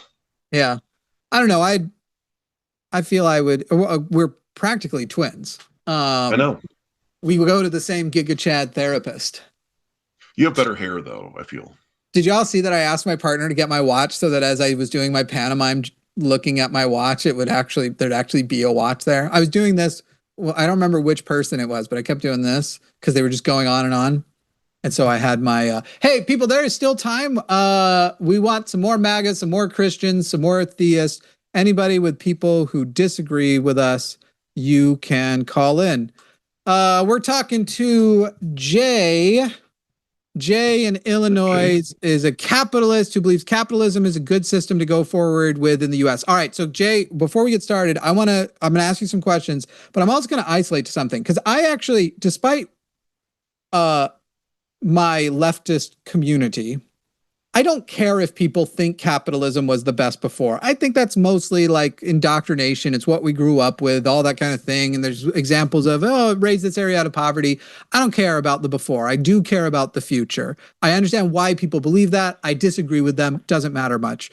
We're going to be talking about the future and specifically what you said, which is capitalism is a good way to go forward. But let's start here, Jay. You're in Illinois. How old are you? I am 22. And did you vote in the last election? No, I became a U.S. citizen in August, so next one. Welcome. Nice. Yeah. We love immigrants here. You don't have to answer, but I'm interested in in knowing where you immigrated from. I'm Indian. I was born in India. So you became a citizen in August of this year. Yep. Do you already know who you think you'll vote for in 2028? I mean, I don't know who's running in 2028, but I do. Whoever... I mean, it's America. It's one of those things where everybody goes like, we can pretend we can't predict this. Right now, almost certainly it's going to be Gavin Newsom JD Vance versus Gavin Newsom. Vance. Yeah. No, I figured as well, but I mean, between the two of them, I feel the choice would be obviously Newsom, but hey, things could change. I think we got a lot more unrest and a lot more time for parties to adapt. Okay, so you believe capitalism is the best system going forward. I guess that's nice that you recognize Newsom's better than Vance. That is literally the kindest thing I can say about Gavin Newsom. He is better than JD Vance. That's the closest to a positive I can muster. Now, capitalism is better for the future. Go give it to us. Yeah. Why is that? Yeah.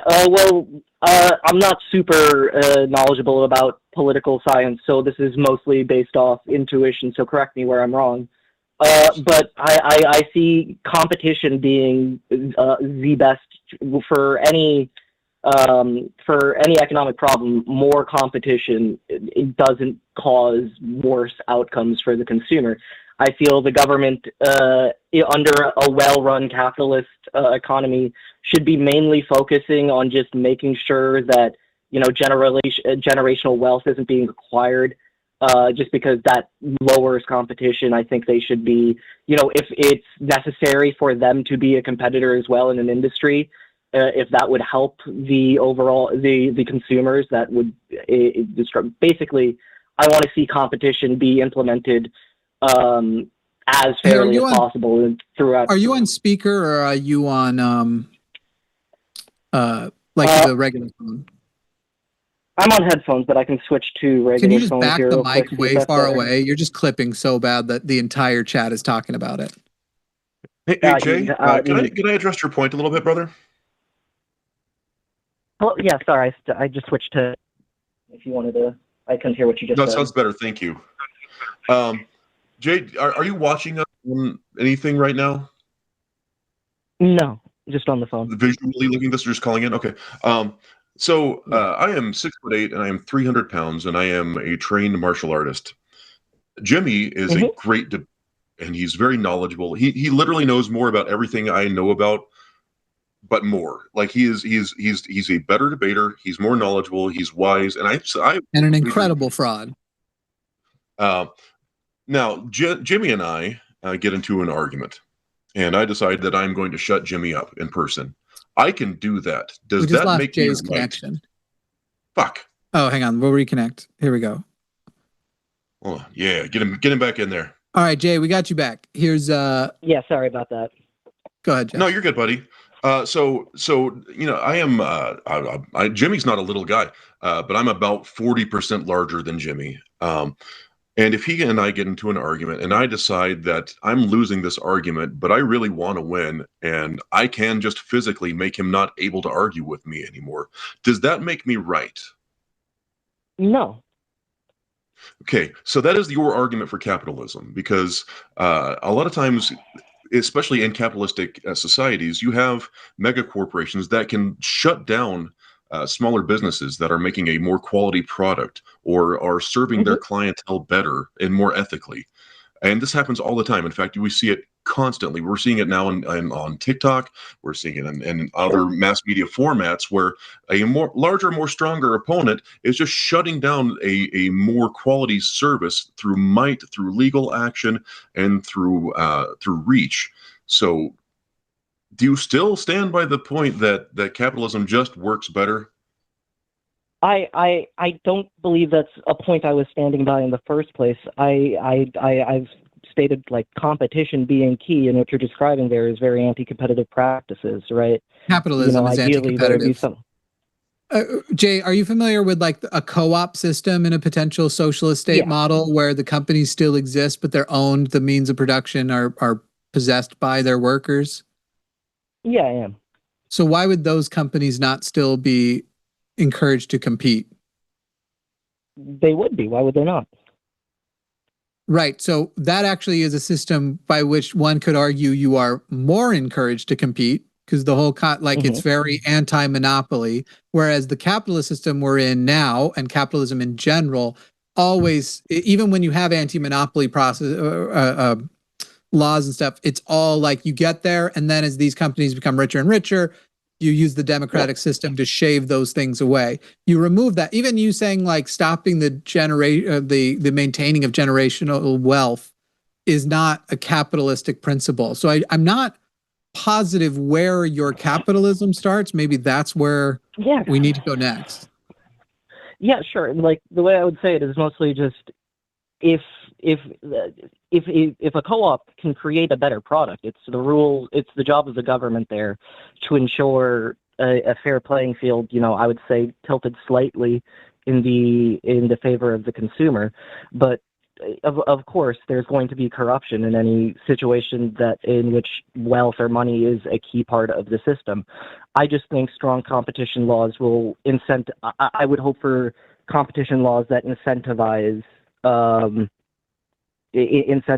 smaller players coming into fields, and if there are is it fair to say you also it seems to be that you also believe that if you remove the monetary incentive and everybody's basic means were met, everybody's taken care of, you have a society, and monetarily there's little things you can do to have a little bit of extra or whatever. There's probably going to be, quote unquote black markets. Those exist in most societies, but there's going to be little things like that where people can trade. There's no getting around it. But you think in a society where that's the baseline, that only a monetary incentive would exist, that people wouldn't do it to have been the one to do it. We wouldn't discover vaccines for the sake of discovering them, for the recognition of being the one who discovered. We wouldn't pursue. No sense of adventure would be remaining if it didn't come with money that tends to, once you accumulate that money, you tend to stop innovating and try to figure out how to innovate your money expansion, not your actual product. I mean, I'm sitting next to an iPhone that looks like the same phone from the last 15 generations. I don't did we do this one already? So I don't understand what's capitalist about what you're describing. and I don't acknowledge. It seems that it is built into your system the presumption that if you provided for everybody and you had an equitable market, innovation would first of all be more important, that innovating at the large amounts we do would be more important than everybody being taken care of, even though that would mean healthcare outcomes are better and everything, and innovation slowing would be a bigger tragedy, which I don't agree with, but also that you wouldn't be able to encourage people to innovate for any reason besides money. No, I think the innovation for its own sake would still be a real reason to improve people's lives. But I think, as the U.S. is right now, it would be nice to have a fresh restart, but that's not really feasible in our legal system. It needs to be. We have building blocks, and right now the Americans' economic and political system is filled with bloat, right? But it's not just going to disappear overnight. There needs to be, steps 1 through 10 before we can get to a purely utilitarian. Maybe utilitarian is not the word. A utopian society where, everyone's needs are met, but there has to be steps between that. It's always very interesting. I only hear it usually from Americans, which you've become very American so quick, that just the idea of you don't sleep in the rain, you don't go hungry, you don't drink dirty water, and if you get sick, you don't become bankrupt. That's like considered utopia, and that's the word people use for it to describe, yes, this fantasy land where you don't die for no reason. And I'm just saying, that's just the base. That's just the foundation. I would like to work toward utopia, but anyway, I'm still lost on capitalism being the solution. Mm-hmm. And even as we get to figure out where you are with capitalism, how that's going to work, how does your capitalist model account for where we are, what we are currently developing, which is a technology that doesn't replace human jobs. It's a technology that replaces humans. How does your capitalist model take care of people and reduce poverty, where now capitalism is at its ultimate conclusion that now a company will need no people anymore because there is no job that is safe from AI and robotics? Yeah, sure. I wanted to tackle your points there in order. First, I wasn't trying to say utopia as in people have their basic needs met. Yes, in my system, there would be a floor. To have a set floor that you are safe even if you take risks, that would be a huge advantage in, encouraging people to enter in the market at their own risk, right? They shouldn't have to decide between.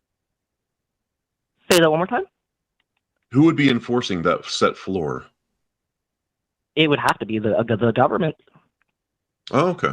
I think I get it. So what you're saying is you would like is a foundational bedrock of socialism. That's everything we're describing. Have socialism. And then once you're done with that, there's a party room where the players go and they do capitalism between bumps of cokes.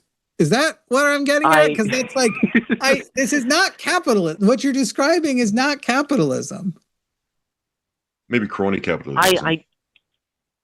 Maybe capitalism isn't the right word, but it's completely feasible to have a foundational basis of human dignity, and then still there's more to go around than surviving base needs in a country as big as the United States, right? Once that's done, sorry, I'm trying to remember what your second point was now. I don't know of a socialist model that's not okay with even markets and like the capitalism for a treat stuff. I don't know. I'm whatever. Okay. You get all the socialism done, and then you get your lines of Coke and you go and do some deal. I don't know. I don't get it. I mean, I appreciate what you're saying there, but it does feel a bit reductive to my point. I'm not saying, once everyone's things are bet, go, but right. I was coming to the AI point, but I'll come back to that. But it's not like the socialism part of it comes first. It's an entire system that needs to be built from built. It's not like we can take direct focus on that one thing. We can do multiple things at once, and I think stronger competition would allow for a quicker route to having that floor.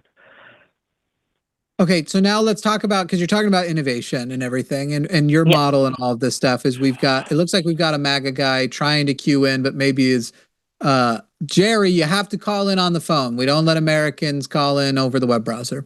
All right. You are 24. So 22. 22. Got it. I am by the time you are my age, most of the best innovators will not be humans. By the time you are old, none of them will be. So once again, machine learning and AI? And this is, yes. Yeah, because we will have modeled human brains by then. If there are any humans at that point that are excellent innovators, it will be the ones their brain is connected to the computers. Like, we are on our way to totally replacing humans, period. I just don't think that's the end point, at least of our current versions of AI. If there's something a change to that point, but we're already reaching the upper peaks of as far as large language models and transformers. Yes, but LLMs are just a piece of it, right? AGI is not just the evolution of LLM, and AGI is still. No, I don't ever understand when people think sure, our current metal transistors, like, those are going to have limitations. We're in meat computers right now. And I understand that, but I also don't think we are developing coders and hardware developers right now who, once they can improve upon themselves without human interaction, the rate at which those will improve will be, right now, the biggest limitation is humans. And those limitations will go away in the future. I don't know. I don't ever get it. I don't ever get why people think it's all so far away. Dyson spheres and fusion, and we have infinite energies, and most of or whatever form it comes in. By the way, that's if we don't kill ourselves first. Of course, I just don't think AGI has been almost completely a buzzword, in at least the way it's been used in AI the past several years. I think AI is an incredibly revolutionary technology. I think it has harms. I think it needs to be regulated and used effectively.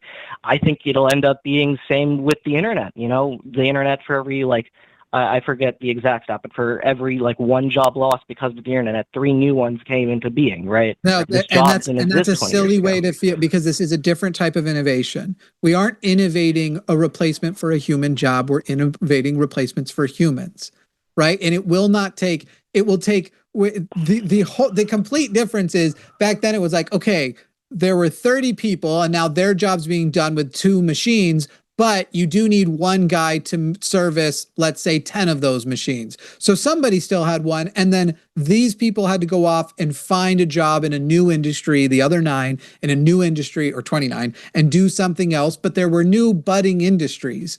Now, the way we are developing robotics and LLM and AI, these companies who have all of the money because of capitalism are developing the new companies, not with human workers in mind, but with the knowledge that our future is robotics and AI. And how do I find and deliver this thing utilizing that? Because adding humans to it adds a higher level of error as well as liability to me.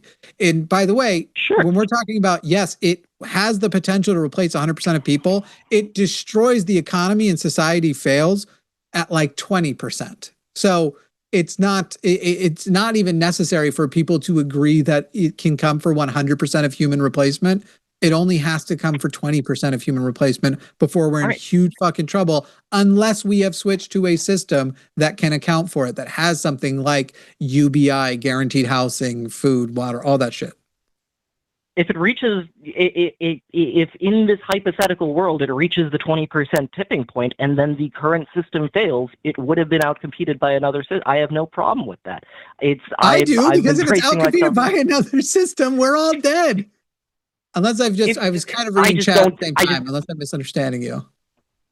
I just think it's a bit of a, once that tipping point's reached, right, it's not like the big old companies are get to keep doing what they're doing, and then it just grows exponentially forever. I'm not saying like we have to have a for hard consumer times to keep growing. Exactly. But again, they don't have to actually reach. They not only do they not have to, they're unlikely to reach 100% because they won't have consumers. But on the way there, they'll be fine because they're going to keep chasing their greed. They've got their bunkers, they've got their resources. They will be able to independently take care of themselves, while everybody else will face a collapsing society because the rest of the economy will collapse.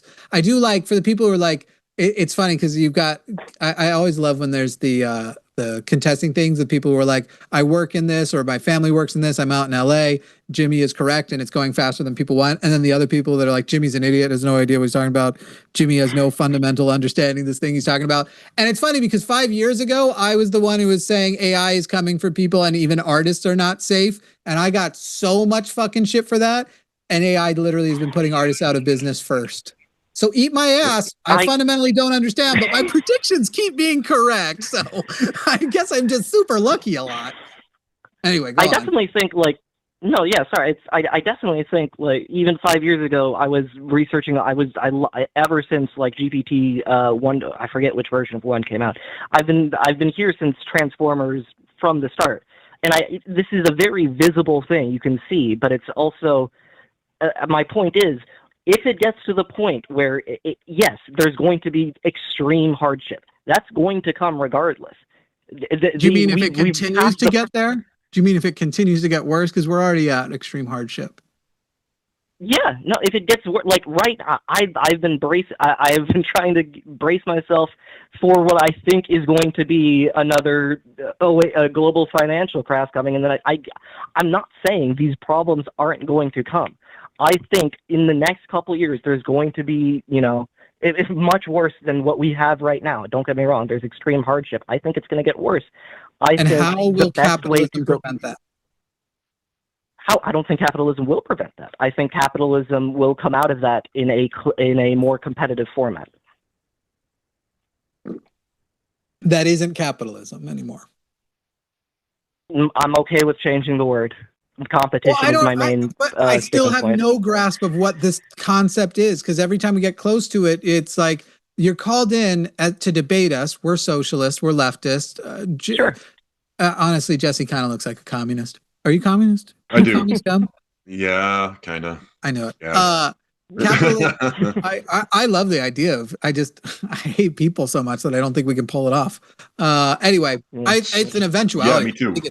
I think we have to. I think we have to get there at some point. But anyway, you called in to debate that capitalism is a good system to go forward with in the U.S. It's not a good system now, let alone going forward with it.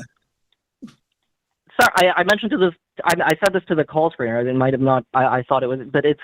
I fully agree with you that the capitalistic system that we have in the United States right now is not working.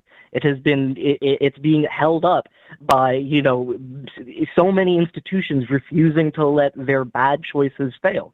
This is going to fail because and it's going to reflect badly on the working class. Those are the people who are really, what's the main reason?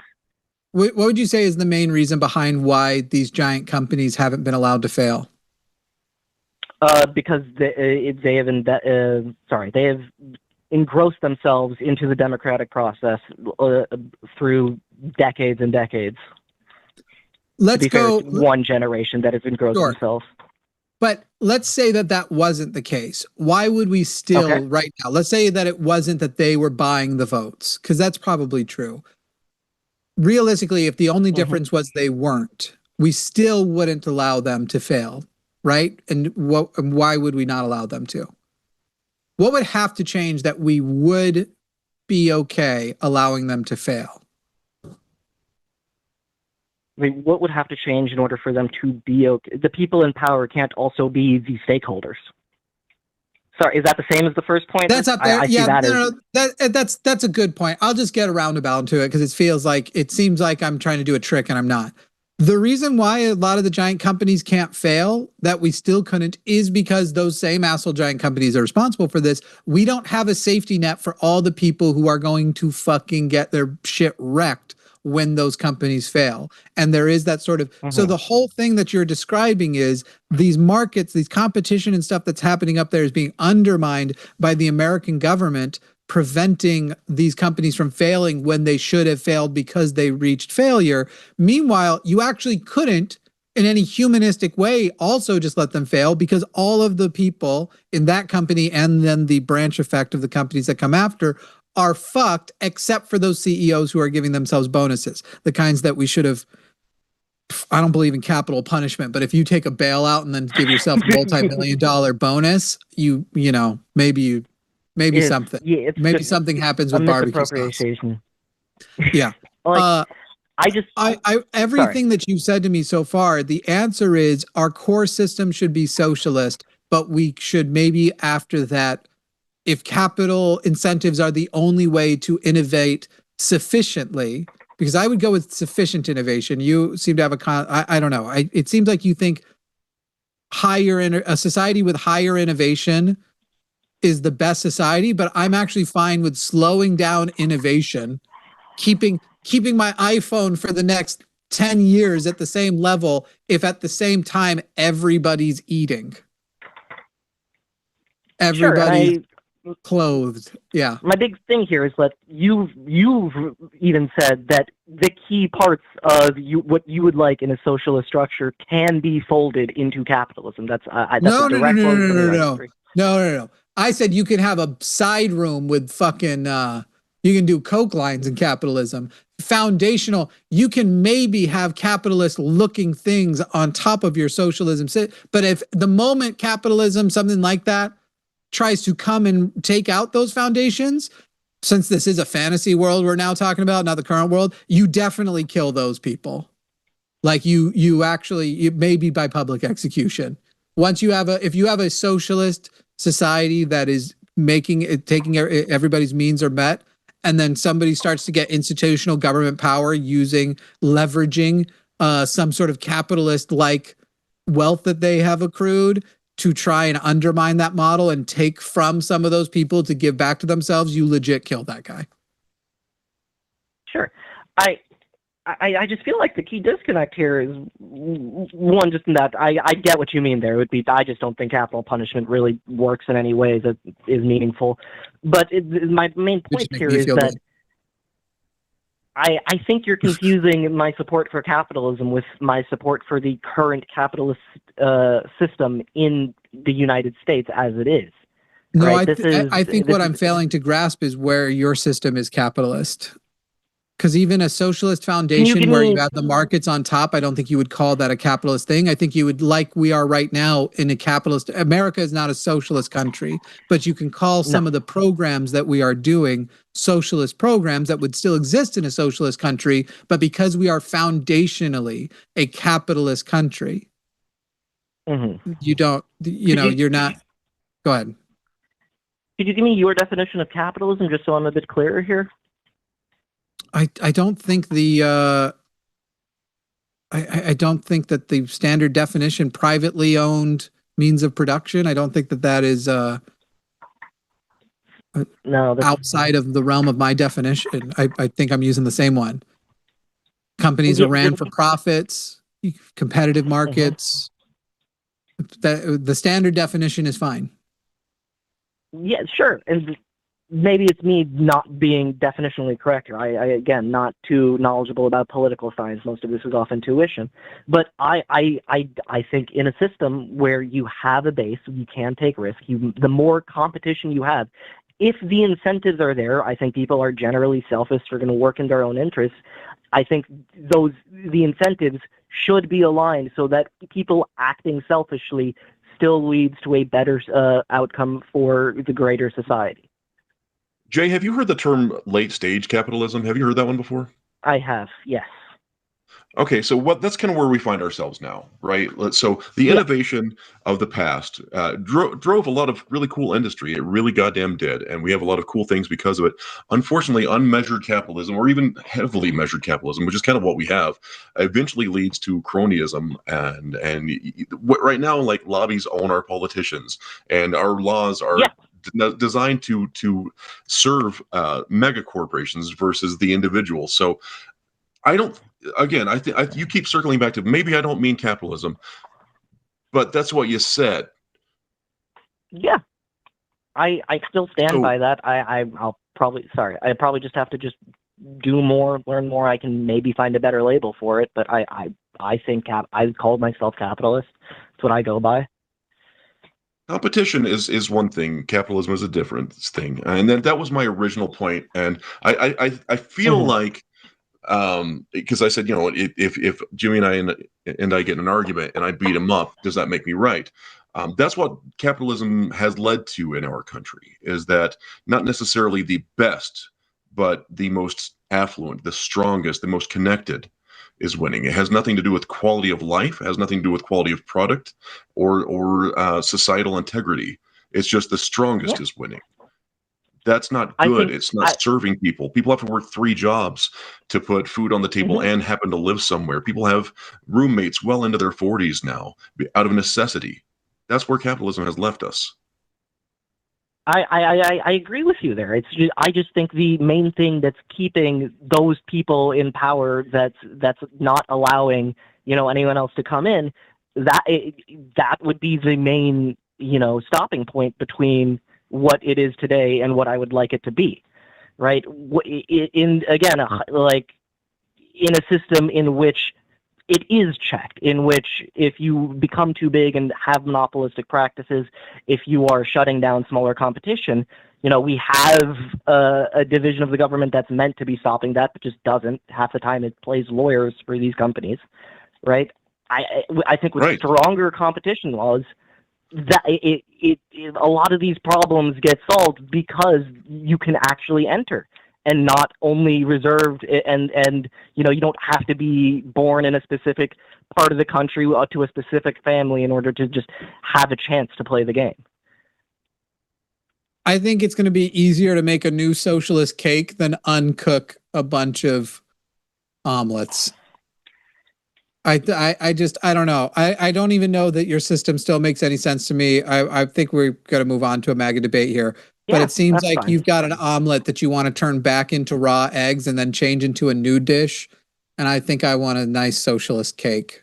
It's gray, but it tastes delicious. And there's vaccines in it. All right. Thank you, Jay. Yeah, thank you. Thanks, Jay. Jerry in the UK, who I don't actually believe is in the UK and is now going to pretend to have a British accent because he's definitely calling from California before.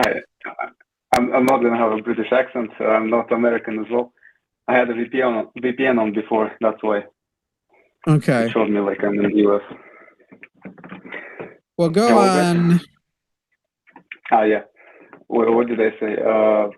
Free Earlier, speech, you said you were in the U.S. and you wanted to debate any MAGA topic. Could be any MAGA topic. And now you want to debate specifically that free speech is a right-wing or left, is a specifically right-wing thing, and that the left wants to suppress it. I can do several topics like gun rights, free speech, transgenderism, ICE. Let's spin the wheel. Like? I don't care. Pick one. You said free speech. Okay, you said free speech is a right-wing thing. That inherently is incorrect. I didn't say it's a necessarily right-wing thing, but right now, right-wingers are defending it while no, they are not. No, they're not. You're also utter nonsense. Absolutely. The murder of Charlie Kirk and there's violence on right-wingers in general. Sorry, what serious policymaker supported, as in celebrated and encouraged more people to go? The general attitude of left-wingers. The general what? Attitude. The general attitude is a fucking political person who says inflammatory shit, got popped by a crazy guy, and I didn't like him before, so you're not going to force me to enjoy him now. But there's no condoning of it by any actual serious person. You are being absolutely bamboozled by fake accounts on Twitter. I don't care that he died. Those are not he was fake bad accounts. for America, but it has nothing to do with whether or not he should have had the right to say the things he was saying. So you do believe he had the right to say his obviously opinion. If I asked for anybody to be arrested, freedom of speech means the government will not come after you for your speech. And I have not asked for Charlie Kirk or Daily Wire or any of them to go to prison. Yeah, it's not just that the government won't go after you. If you truly believe in free speech, you shouldn't believe that the person should get hurt over it. Sure, and if you believe in free speech, you should also believe that your vote should count and that the person who was elected president should be. And you have one crazy person who, by the way, came from a right-wing Mormon family, much like myself, who learned to honor guns as problem solving and who spent most of his life with that kind of violent rhetoric. And we actually don't even know where ideologically he fell after that, just that people are saying it's left. So you had the one crazy guy he had a transgender boyfriend. And then you have and then we have says you and the fucking, we literally don't know that even. We know what Kash Patel, who was completely wrong about shit. But by the way, whether or not he had a transgender girlfriend, by the way, was are pointing to a transgender girl. Jerry, you're not going to talk over me. This is information you are saying. We have none of this definitive information. And you're again talking about one crazy person versus I raise you January 6th. Or how about the pipe bomber they just arrested this week after all of this stuff that was going to turn out to be. The guy is was literally planting the pipe bombs because he thought that the election was stolen. Is there more thing a person can do in an American society than try and overturn the vote of the people who elected a president? No, that's bad, obviously. But great. So the right did January 6th, and some crazy guy that the left does not claim as their own killed Charlie Kirk.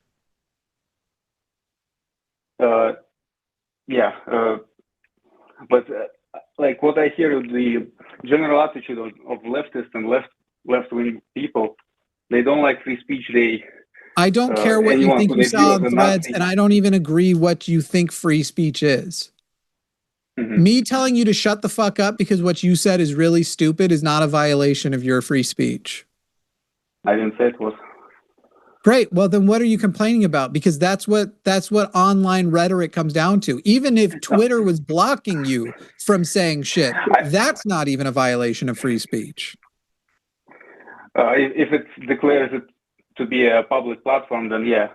But no. If it's a publisher, they're not. It's still a private company. If you having a public invitation to a private company does not make it a government-regulated speech center. Just like having a public invitation to Disney World does not invite you to masturbate there like it's your bedroom. I fear, Jerry, it's important that I make sure you know that. You understand there are different classifications. There's a publisher and a platform. In a platform, you can put whatever speech you want, like what Twitter was saying it was. A publisher can put opinion pieces, and if it disagrees with your opinion, it could put you from it. But if it's a platform, so you do agree then, Jerry, that Twitter, owned by Elon Musk, is anti-free speech since you can be banned for using the word cisgender. No. Now, right now, if you go and describe Elon Musk as cisgender on Twitter, you will be banned. If he's actually doing that, he's butthurt, and people should sue him over that, obviously. But they can't sue him because it's a private company. And unlike you whiny conservatives, people who didn't like it left Twitter. Nobody's sitting here going, yeah, you've broken free speech laws. Leftists actually, this is how free speech works. It's his platform. And they just fucking left the goddamn Nazi bar instead of throwing a fit and going, I demand you let me be a Nazi in here. If the social media is legally a platform, then they can sue, but if it's a publisher, they don't. I recognize that is what you guys are trying to make it, that it is legally that way, but it isn't the case. And again, they have literally terms of service, terms and conditions of what you can and can't say on there. And it isn't only limited to what the Constitution says. There is much more on there.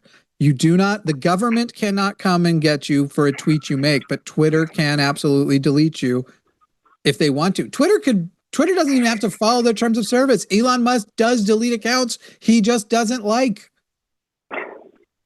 They literally can do it because they're a private company. Great. Well, they aren't. And you know why they're not? Because it would be right-wing people who would have the affinity to sue, And they don't want to because they like that Elon Musk is suppressing the speech of the people they don't like. But do remind me, which president had his FCC guy threaten a company if they didn't get rid of a host of a late night show, and then went on to continue to extend those threats on his social media platform? Isn't Fallon back on the show? Jimmy Kimmel is back on the show. That doesn't mean that the government. Yeah. That doesn't mean the government did not try to use government power and threats. And it was only because of a community backlash that it was going to be even worse for business if they kept Kimmel off. But the reason they got rid of Kimmel in the first place was how bad for business it was going to be because of the president. So if you're saying it's not a violation of free speech if enough people will come and scare the company from doing it, that doesn't really sound like free speech, does it, Jerry? Scaring the company monetarily, that's absolutely allowed. You're not allowed. You're not. The government is not allowed to do that. The government is not allowed to leverage its power and its ability to interfere with your merger deals and all of that other shit. And that's what the government was doing. No. And that was going to be bad for business. I didn't say Trump was this perfect epitome of the free speech defender or anything. I just said right-wingers right now. The average right-winger is pro-free speech, and no, the average left-winger... No, they're not. You ever burn a flag in front of your average right-winger, bro? Yeah. You think they would swing they're not pro that shit at all. Donald Trump literally has passed executive orders to make burning a flag illegal. Which is protected under free speech. Yeah, well, I agree with that. Refresh my memory. Which president signed an executive order to limit what you can and cannot protest against on college campuses? Yeah, that stuff. But that's because Trump is bought by AIPAC. Great. So where are the Republicans using their? The Republicans have the Congress. Why aren't Republicans showing they have the values you say they have and overturning those orders? Everyone's bought by AIPAC. It's just a massive cancer on the U.S. in general.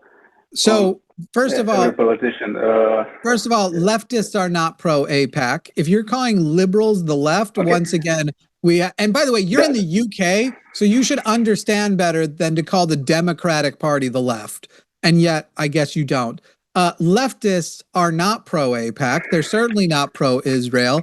And you're here to say that the left, if you are bought by AIPAC, you are not pro free speech. Period. There is no way to be both of those things. I absolutely agree with that. Great. Well, which party disproportionately gets more support from AIPAC and supports AIPAC more? Disproportionately, I think they're pretty even. Maybe they are not.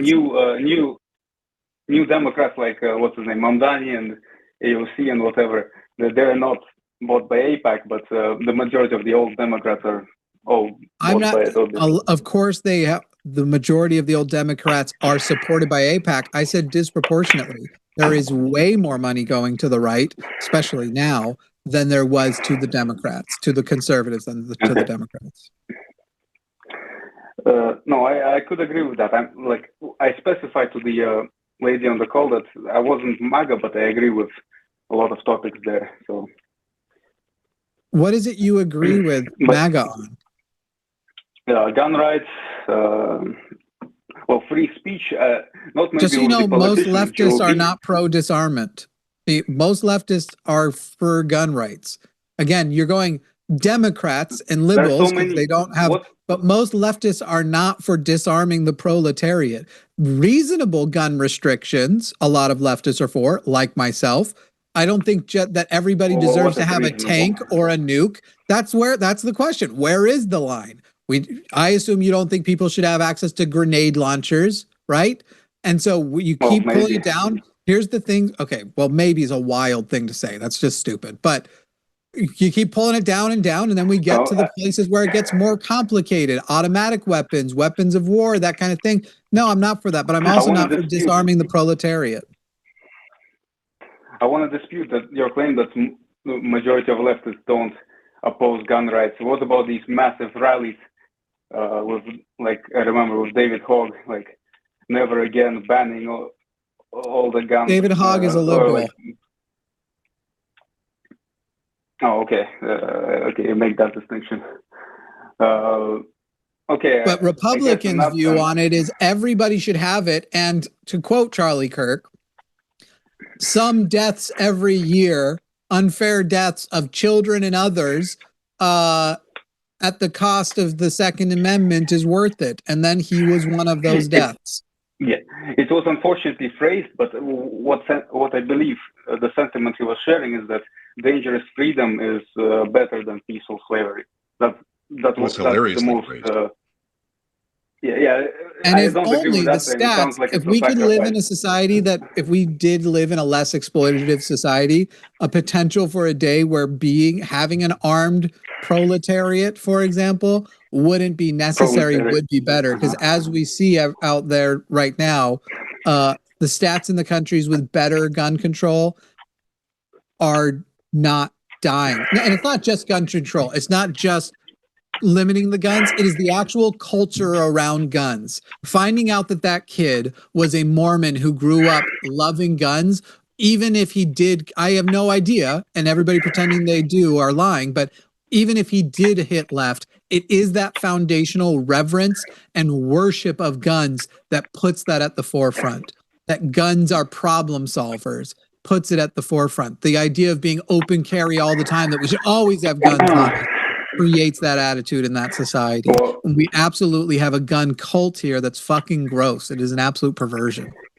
Oh, well, you should open carry right now because you have a pretty dangerous society because of the illegals and because of all the guns. No, not because of the illegals, because of all the guns. The illegals are not the ones killing people. Illegals commit 66% less violent crime than standard citizens, bro. Per capita. But undocumented immigrants, I don't like calling them illegals. That's fucking bullshit. But yeah, I think the last metric was 66% less violent crime than United States. Proportion-wise or numbers? Proportion-wise.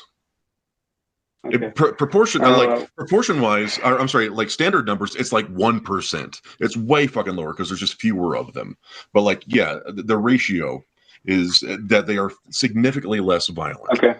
Don't quote me on the 66%. I was looking up statistics earlier to another fucking fascist gooner, and that number jumps out to me. The thing with gun rights too, bud, you're in the UK, you guys get about 40 gun deaths a year. In my state, we're like 3 times that. Yeah, how many stabbings are lethal compared to gun deaths?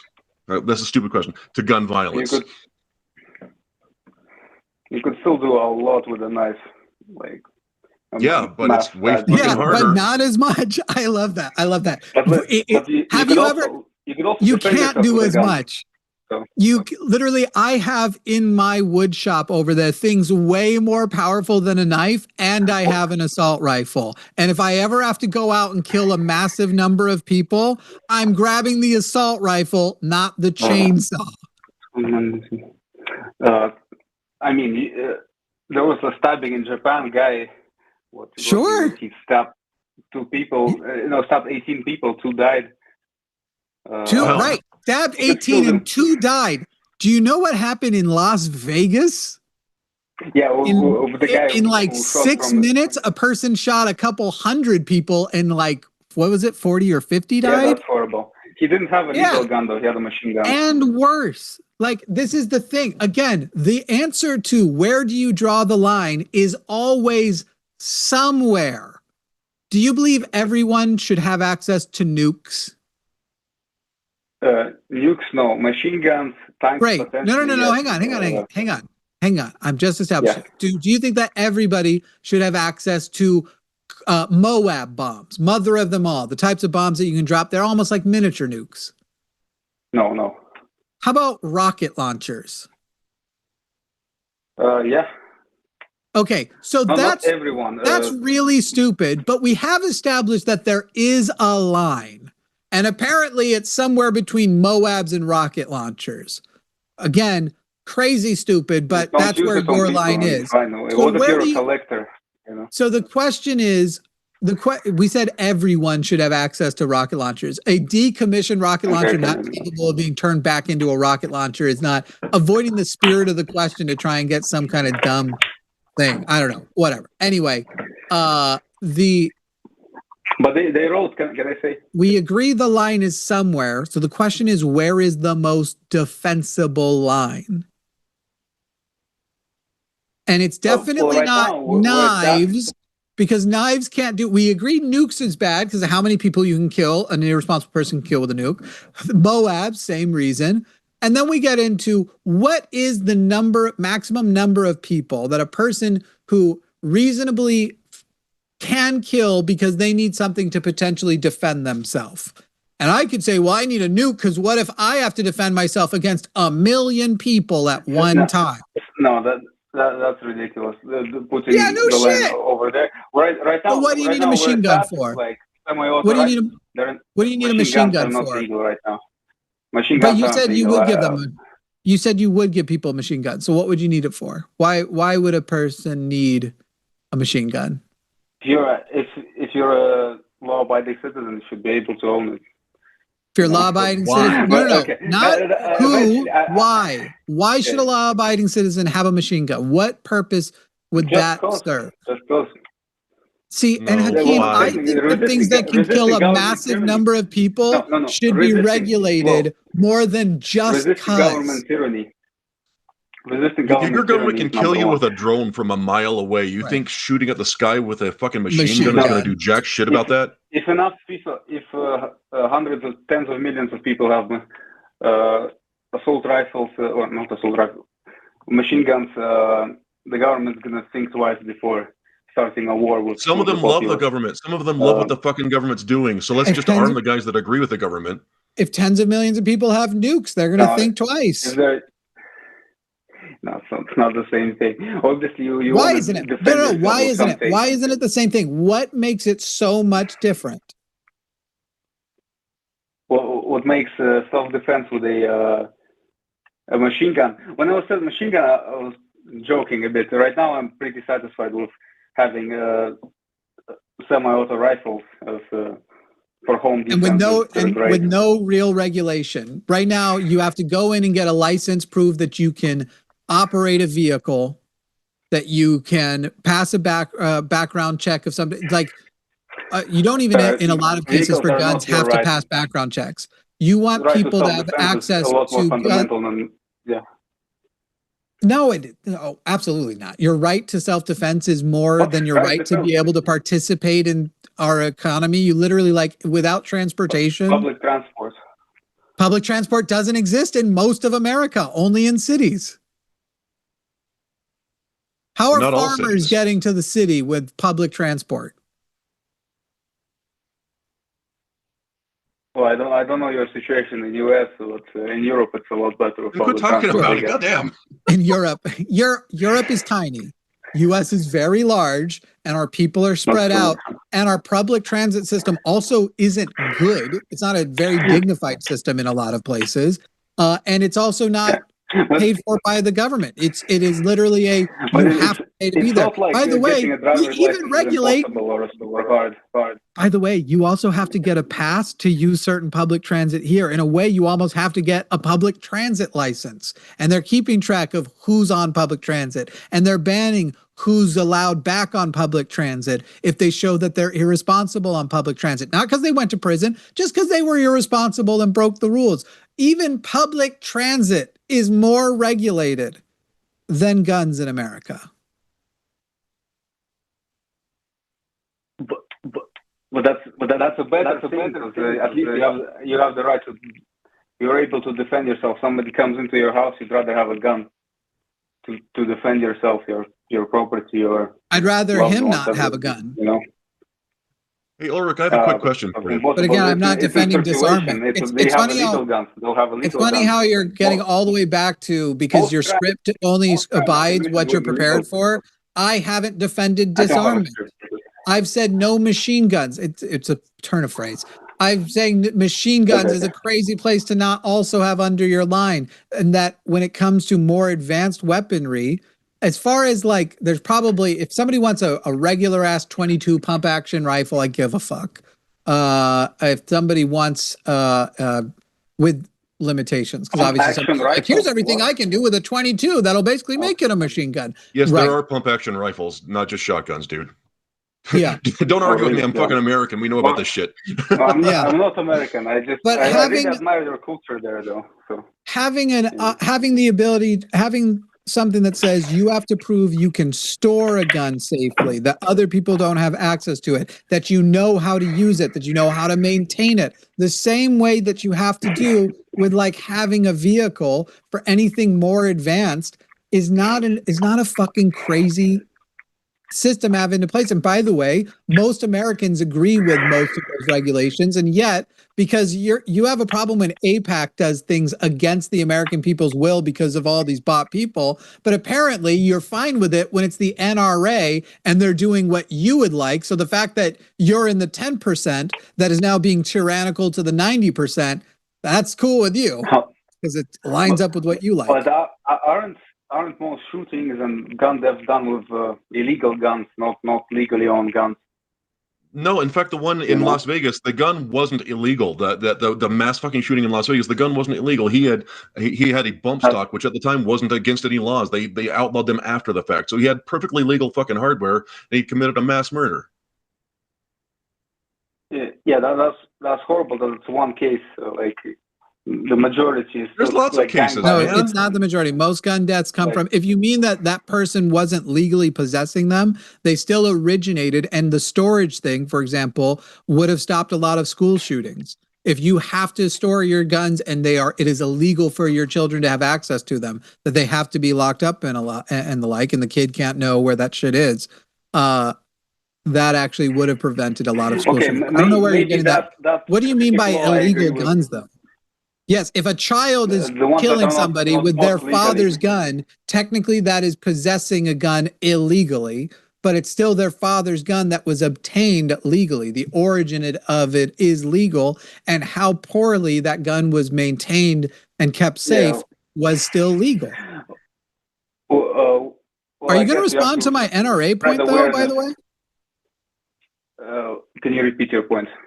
Why are you okay with the NRA preventing what 90% of Americans want passed when it comes to gun laws, storage laws, universal background checks, no gun show loopholes? Why are you okay with the NRA? Maybe. Yeah. Go ahead. Maybe if those laws are more reasonable, that's still a step towards the government having more power and control of. So to be clear, your AIPAC thing was bullshit before. You don't actually have a problem with the AIPAC concept as long as the reason why you have a problem with what AIPAC does is because you disagree with AIPAC, not because that is a small lobby using money to get their way over the actual what the American people want, what the democratic process wants. It's just that you disagree with AIPAC, and that's why it's tyrannical. But when the NRA does it to your favor, it's not tyrannical. When NRA, no, I don't agree with NRA buying up politicians as well. That's a bad thing. But I agree with their point that government shouldn't have a bigger foothold on. Great. So you agree with their position, but you also agree that if 90% of Americans want those laws should go into effect, and the NRA should fail to prevent them. I don't believe in democracy, so I don't care whatever. Okay, well then, Jerry, I don't care about your opinion. By the way, you don't care about democracy. Your original point was that free speech is a right-wing thing, not a left-wing thing, and that the left are trying to suppress it. Free speech is actually not right or left, although there are forms of both of those things. There are forms of those things that are, but free speech is actually institutionally not an inherently right or left-wing thing. It is inherently a democratic thing. So you finally just came to, I don't believe in democracy. So once again, AIPAC is fine with you in what they're doing, just not what they believe, because they are being very undemocratic. You would love AIPAC if you just agreed with them.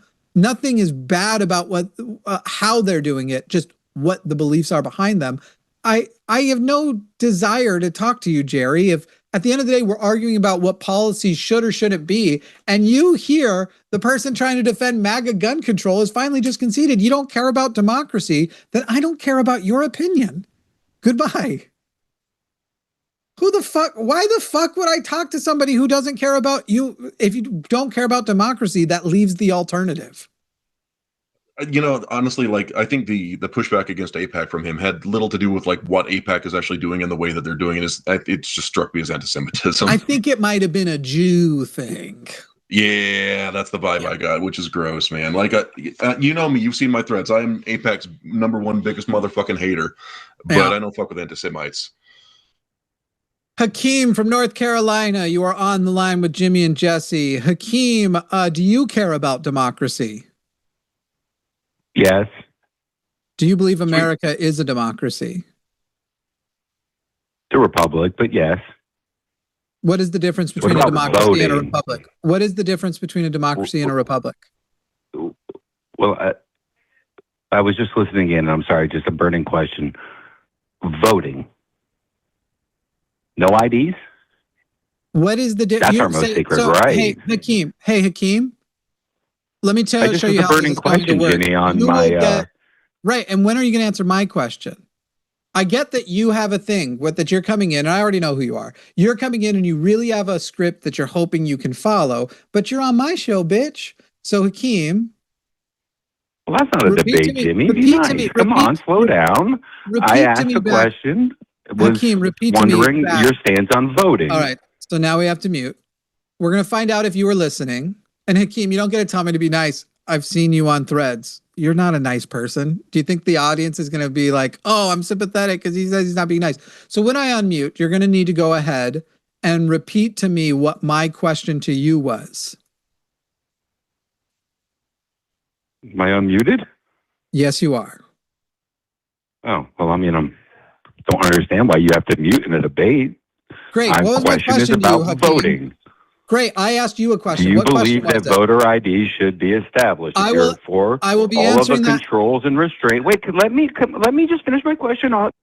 No, I won't let you finish your question because I have finished my question and you haven't answered. The answer to a question isn't, I'm going to disregard that and go elsewhere. Hakeem, it says here that you wrote, I can defeat Jimmy on anything, but the basics of how a conversation works or a debate has so far eluded you. So now, Hakeem, as I unmute you, what question did I ask you? Prove that you even listened in the first place. My phone's beeping everywhere. What's going on? That's to tell you that you've been unmuted. So now, Hakeem, what question did I ask you? Great. I asked you, what about voting?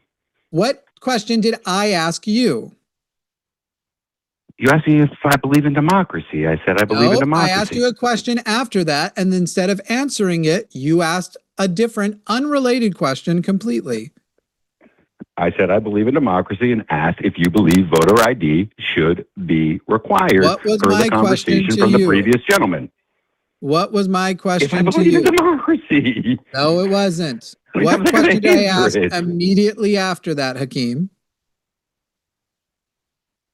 I don't remember, Jimmy. What was it? Great. What is since you said, I asked, do you believe we live in a democracy? And you said, well, a republic. And I asked, what is the difference between a democracy and a republic? Not interested. What about voter ID for I'm not interested. Wait, all voters? That? I'm not interested. I won't be interested until you answer my question. I thought that you would be willing to debate anything. I am, as soon as you finish mine. So I'm not interested in this until you finish mine. What is the difference? That wasn't what I called in about. Is a republic a democracy? Excuse me, you said you called in about anything. I can defeat Jimmy. I did, and I'm calling in about. Great. Here's the topic. You said you're giving me a free open menu, and the topic is now democracy versus republic. Since the first thing you did when you came on the air was seemingly trying to correct me that we don't live in a democracy. We in fact live in a republic. No, we live in a democracy. It's a republic. It's a constitutional republic. And a constitutional republic we is live in what? a democracy. People vote. The constitutional republic is on the rule of law based on the Constitution, and the Constitution rules us, and then we have democratic rights. So to be clear, Hakeem, when you corrected me that we don't live in a republic or we don't live in a democracy, I didn't correct you. In a republic, it's just traditionally a republic. We're a constitutional republic. and that is a democracy. So when I asked you, do we live in a democracy? The correct answer would be... Then we live in a democracy. You win this topic. What about voter ID? Thank you, Hakeem. What about voter ID? I see no need to add additional voter ID rules when voters already ID themselves when they register, and then we use systems by which we make sure that their votes are protected. And every time that we have gone in... You don't think that they should show an ID when they vote? And every time that we have gone in and audited... You did for guns. Hakeem, do you know that, like, if a person is continuing to talk, answer the question. Hakeem, just say no. Do you know just say no, I don't believe somebody should show ID to vote. Great. So Hakeem has been muted again because Hakeem believes he is the host of the show and that he can control my language. But Hakeem, you are here as my guest, but if you're not going to participate as a guest, I will instead make you my bitch. And this is where we are. And that is what you are now, Hakeem.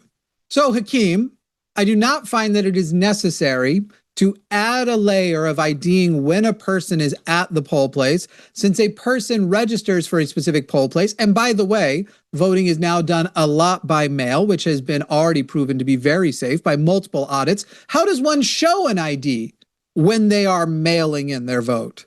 Who do they show it to? The postman? There are many safe forms. And in fact, we should be prioritizing above all else free programs which get ballots to more people, and Republicans and MAGA only focus on that which reduces the number of people that votes, because they know that the easier it is to vote, the harder it is for them to win. So if you want to implement some sort of voter ID law, I am fine with that as long as it comes with a mandatory voting law where it is mandatory for the state to deliver both a voter ID and a ballot. It is their responsibility to seek out the voter and get the voter's vote in. If that is your program, then I will support a voter ID law. Otherwise, I do not support things which seek to reduce the number of people voting, as that is an anti-democratic process. There's your actual nuanced answer, Hakeem. And now you have been unmuted because you are my bitch. Just show an ID when you vote. What is so hard about that, Jimmy? I just explained it to you. No, not very well. You didn't. In person in like 3 elections. It's all been through the mail. Yeah. Show an ID when you vote. Wait, Same Hakeem, day, in person, show an ID. Why would anybody be afraid of that unless there's rampant cheating? No, because it reduces the number of people. No. You actually just added multiple things. Again, you're not going to talk over me. No, I did. I will mute you every time. You just added multiple things, each one meant to reduce the number of people who vote. Same day reduces the number of people who vote. ID in person reduces the number of people who vote. You ID yourself when you register to vote. You ID for a polling place. And when these things are audited, if that fraud existed in mass, if there was massive cheating, you would have found it. But in fact, your cyber ninjas, your right-wing groups that went to go find it, when they went and investigated, not only did they not find it, they found that the opposite was true, that actually if you adjust for fraud, Joe Biden ended up getting a few more votes. Not that there was massive fraud at all, but what little fraud or little mistakes they were slightly changed it in Biden's favor, however, did not change the outcome of the election. So now, once again, since you can't allow me to finish a fucking sentence, we will unmute you again. It's a sure as shame. For all the skills you said you had with debate, you cannot stop talking when your opponent is talking. It's crazy. I'm going to mail in and own a machine gun. Sound good? You're going to mail in a what? It's safe. Just going to mail in and they'll ship me a machine gun. Sound good? That's your standards. Sound okay? I'm going to mail in. Wait. You're going to mail in and they're going to ship you a machine gun. You don't see the difference between a machine gun and a vote?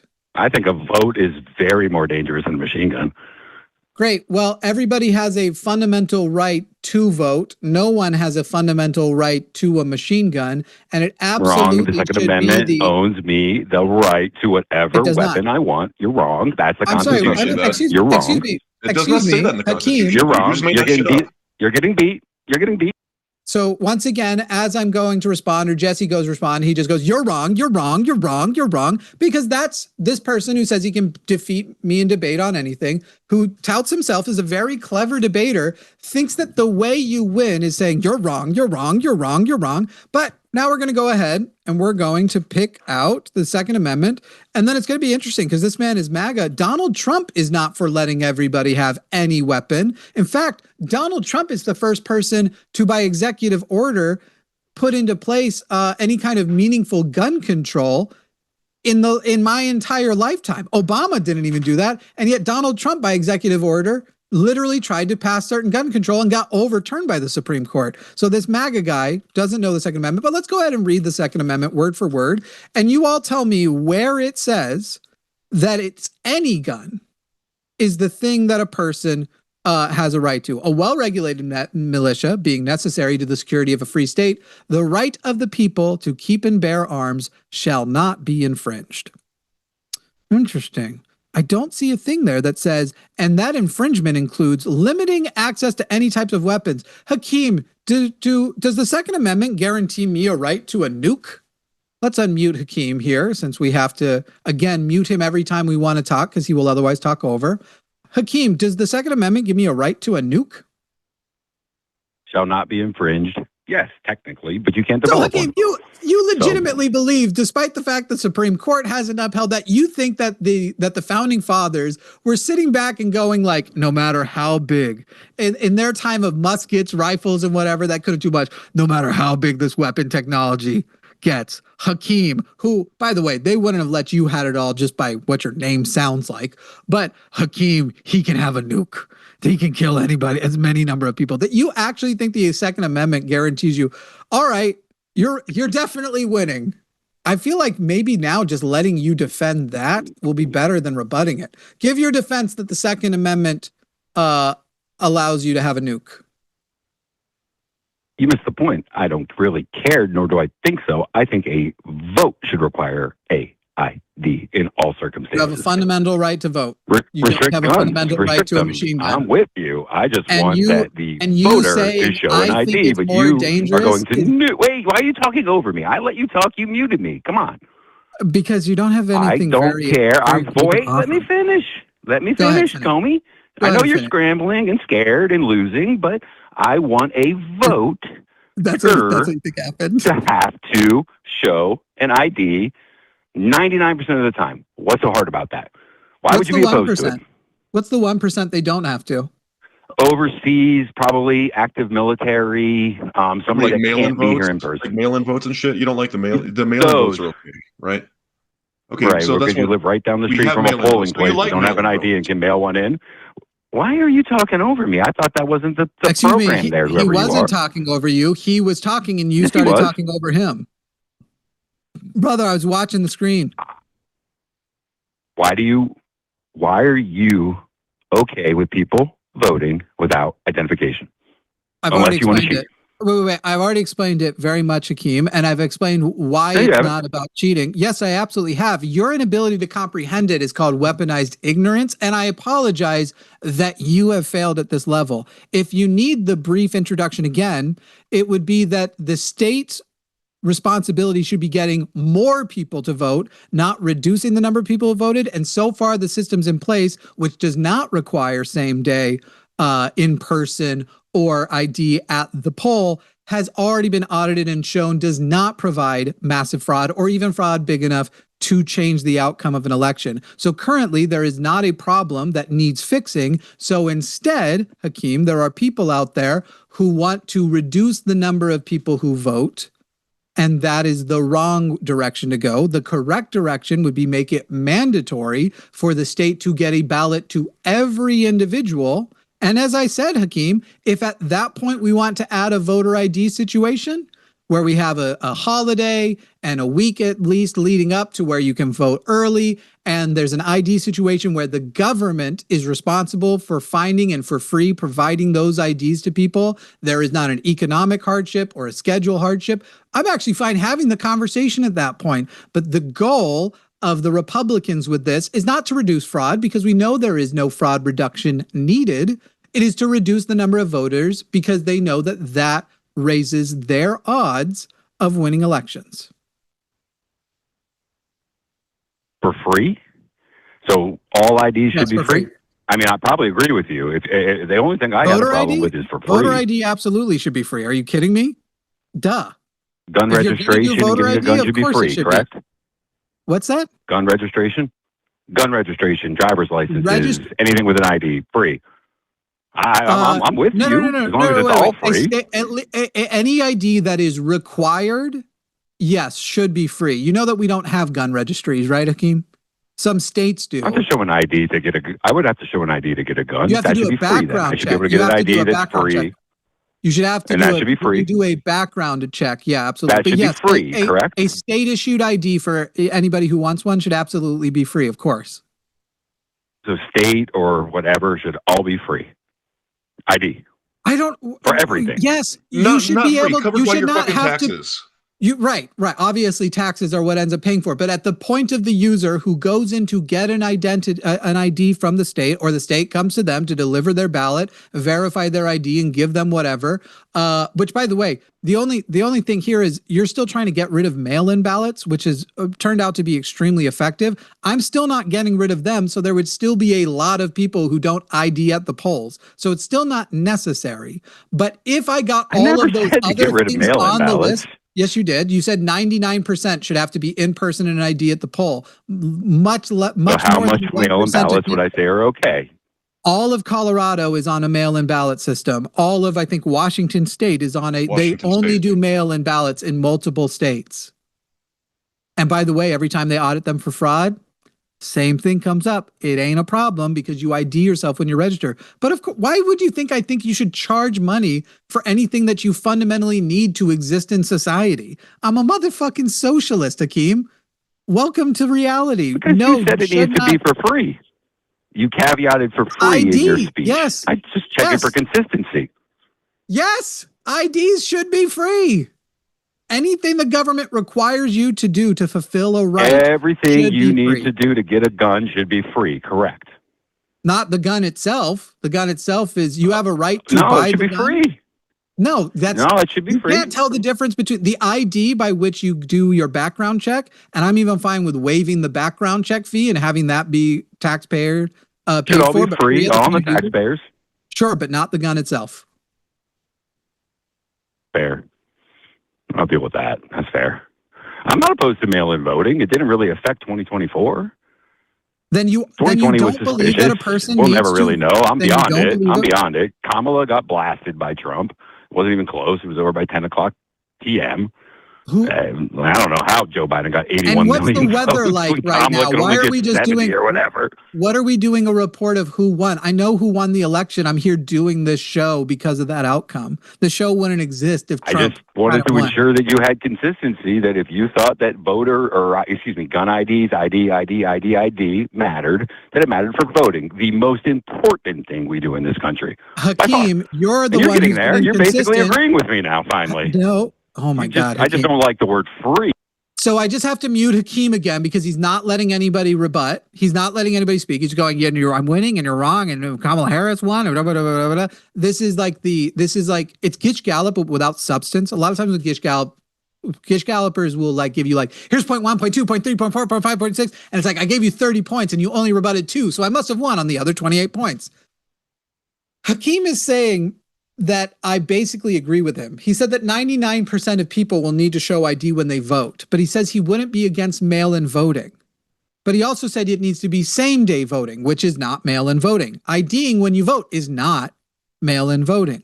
So as far as inconsistencies goes, Hakeem, when I unmute you, I'll need you to explain to me how voter ID works for mail-in voting and how that is adequately safe, but a person IDing themselves when they register to vote and going to a specific polling place that is expecting them and marking off specifically that they vote, and you don't have people reporting that when they go, somebody's already voted on their behalf, and every time they audit it, this has not been a problem.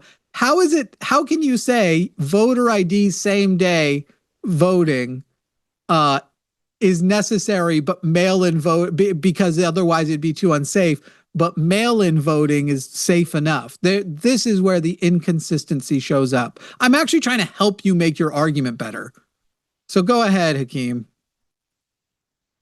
I wasn't listening to you. You just okay. Goodbye, Hakeem. Ran on. There's no point. He's not listening to me. Why the fuck would I give you a moment more like time? That's so wild. He's like, you're losing this debate, but he doesn't listen to you. Yeah. Hang on. I need to make this clip real quick. Hakeem will be on Threads declaring victory. And this clip exists to tell you to go watch the episode from December 7th, 2025. And the last about half hour is when his call came up. And I am comfortable with anybody watching that and decide for themselves whether or not Hakeem won. I'm just going to need that clip for the future. So I'm just making sure I have that. Just, because I want to, so we have it. So we have it. So you have it. Then you have it. But then we have it. Yeah. All right. That was. It is very funny when people talk a big game about how well they're going to do, and then they do below average. Yeah. I mean, socialist wants free. What he was trying to circle around to like immigration, right? That's what he was after. He doesn't want immigrants voting. That was the whole like long game. Right, but. He's for, there is no way to be same day ID poll place, but yeah, I'm fine with, and also to say I'm fine with it because mail-in ballots didn't change anything anyway.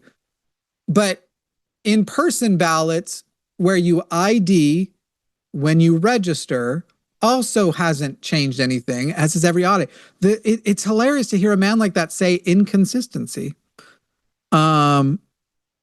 All right. But anyway, we know he's brilliant because he won't stop telling us so. Luke in Kentucky, you will be our last call for the day. Luke, I'm looking forward to it. I don't think you can do worse than Hakeem did. How are you, Luke? I'm doing good, thank you. You doing all right? I'm doing fine. I like that Southern twang. I like a Kentucky accent, actually. Yeah, how old are you, Luke? I just turned 38. How many elections have you voted in? All of them. So is it safe to say that in 2016 through 2024, all three elections you voted for Trump? No, just the most recent one. Oh, who'd you vote for the first two times? Who'd I vote for the first two times? Yeah, Hillary or third party? Democrat. So you voted for Hillary in 2016?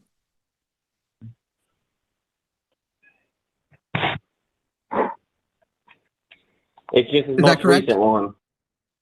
You voted for Hillary. You voted for Hillary, then Biden, and then Trump. Is that correct? Correct.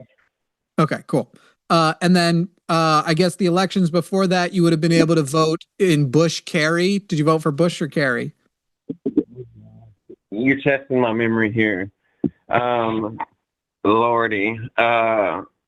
Bush, I believe. I believe I did vote for Bush. Okay. And then Obama versus McCain. Who'd you vote for? I'm sorry? How about Obama, McCain? Obama.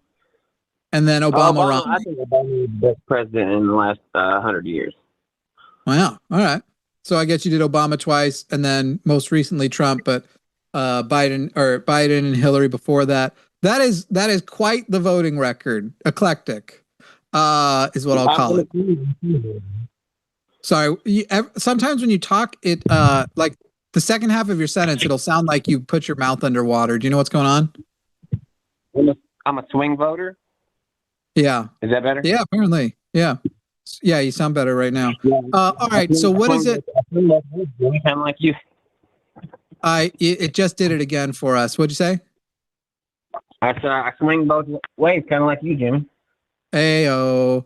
Ayo.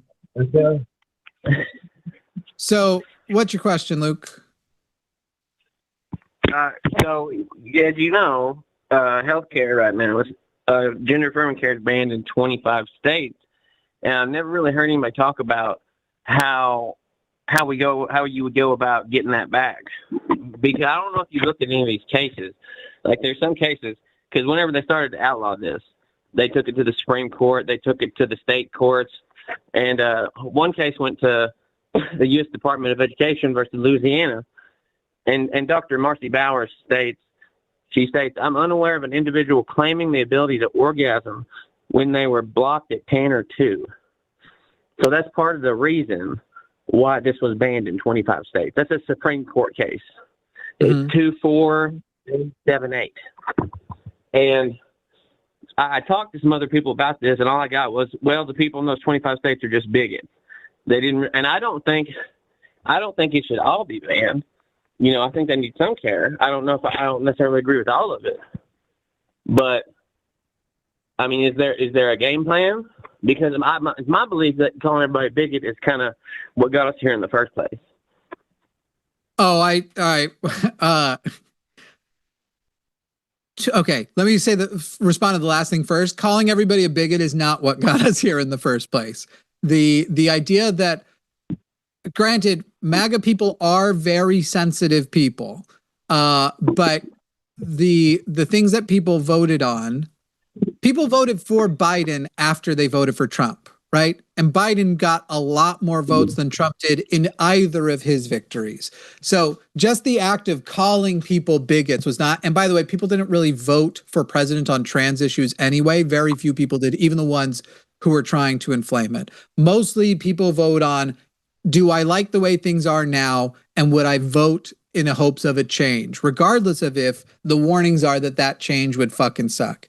As far as what's that? It depends on how well off you're doing, right? If you're doing well off and you don't have a lot of needs, then you might turn into a one-issue voter. I know plenty of people.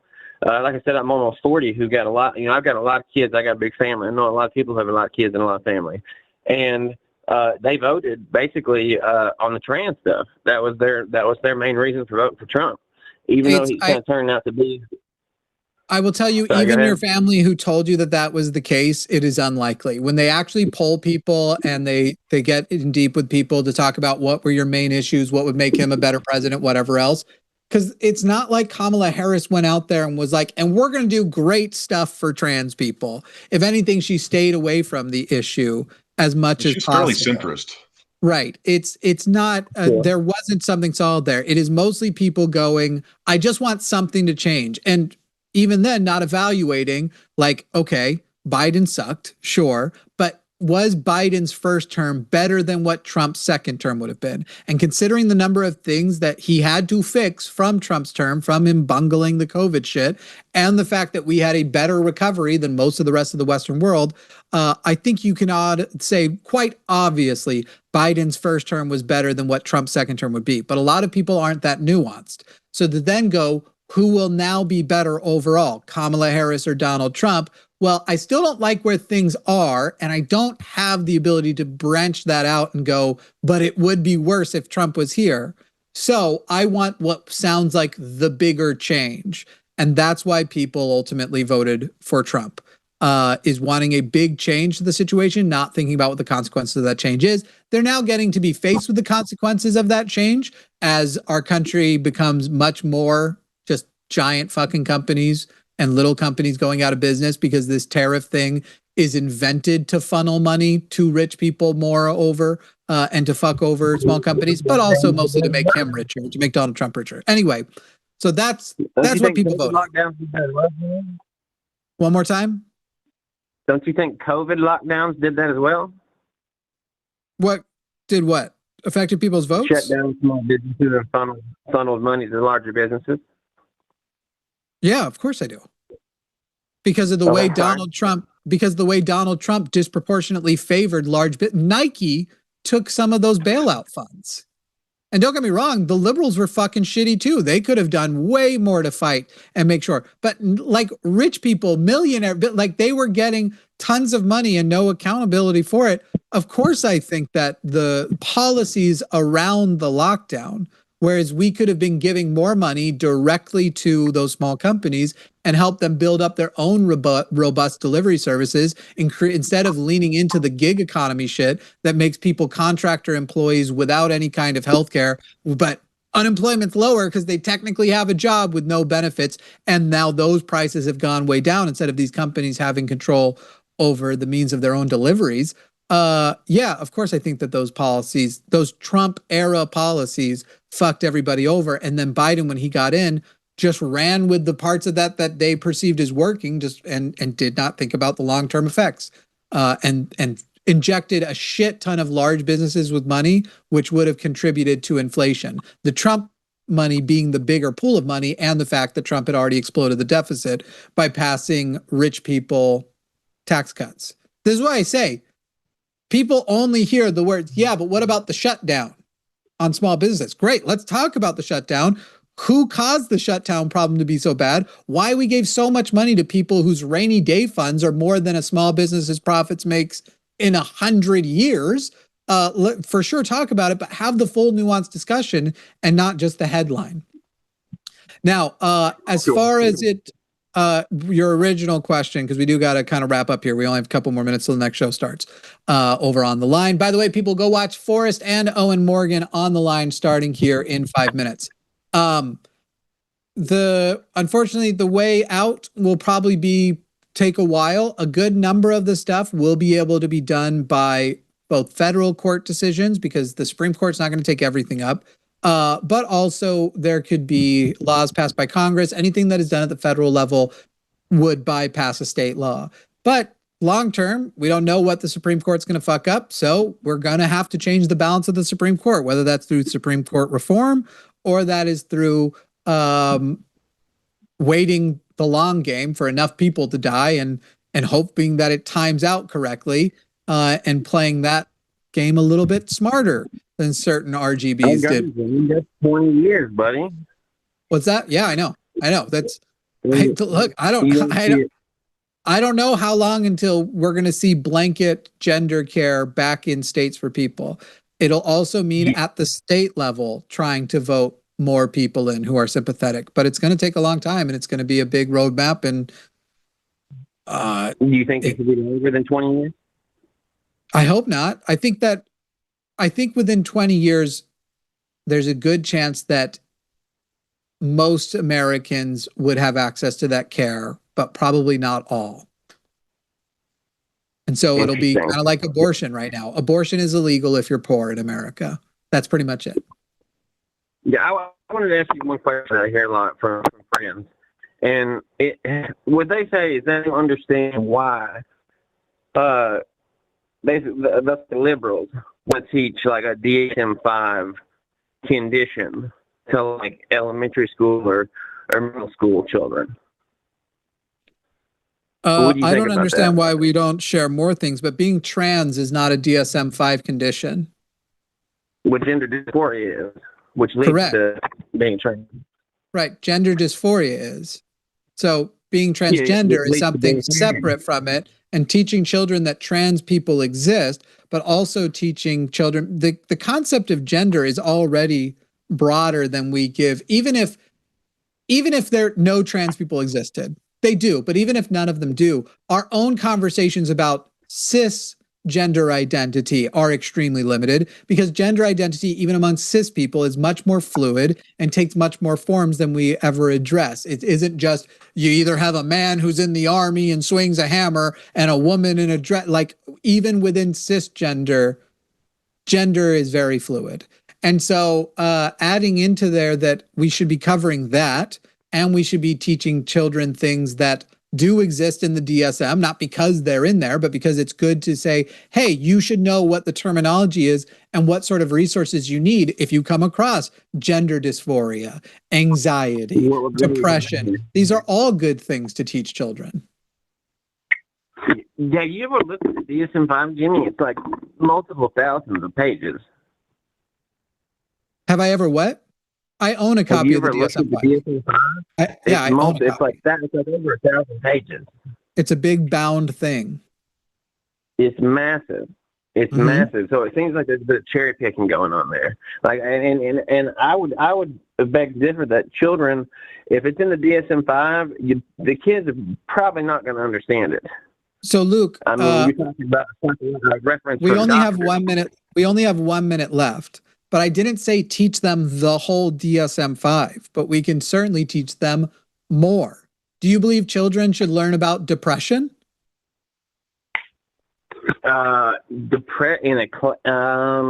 depression. Yeah, how to identify depression and what resources exist if you find yourself as a person with depression. I was a depressed 7-year-old, dude. Doctor. I mean, but should children know? How does a children know they need to see a doctor if they haven't been able to taught to identify that something different is happening? Well, I would trust the parents in that case.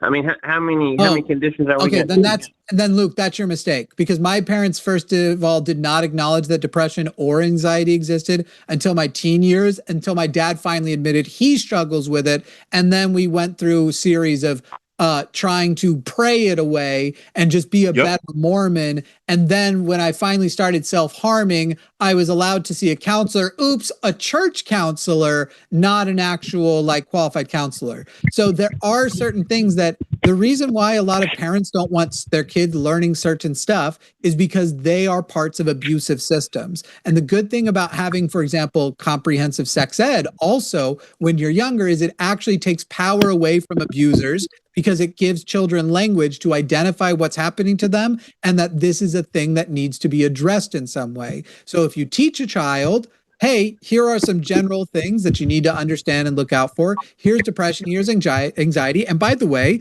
trans people exist in society, and society's talking about them a lot and shitting on them a lot. So you should know what the actual information about them is.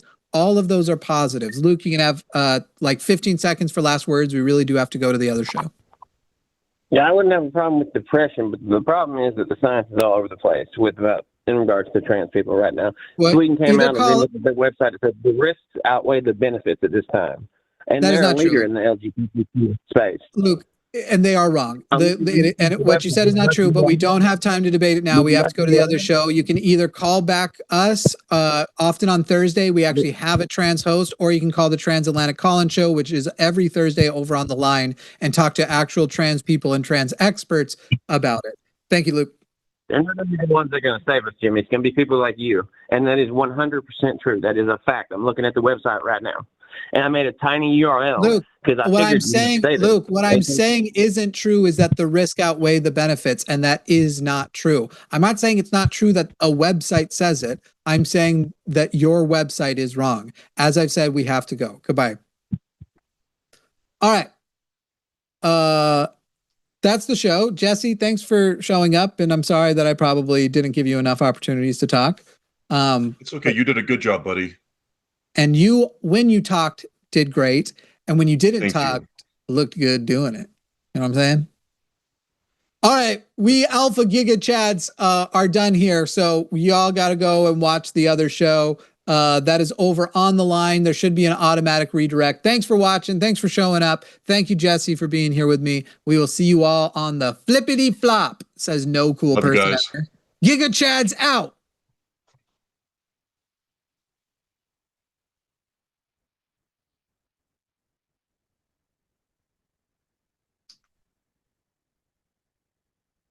Just us, a couple of red meat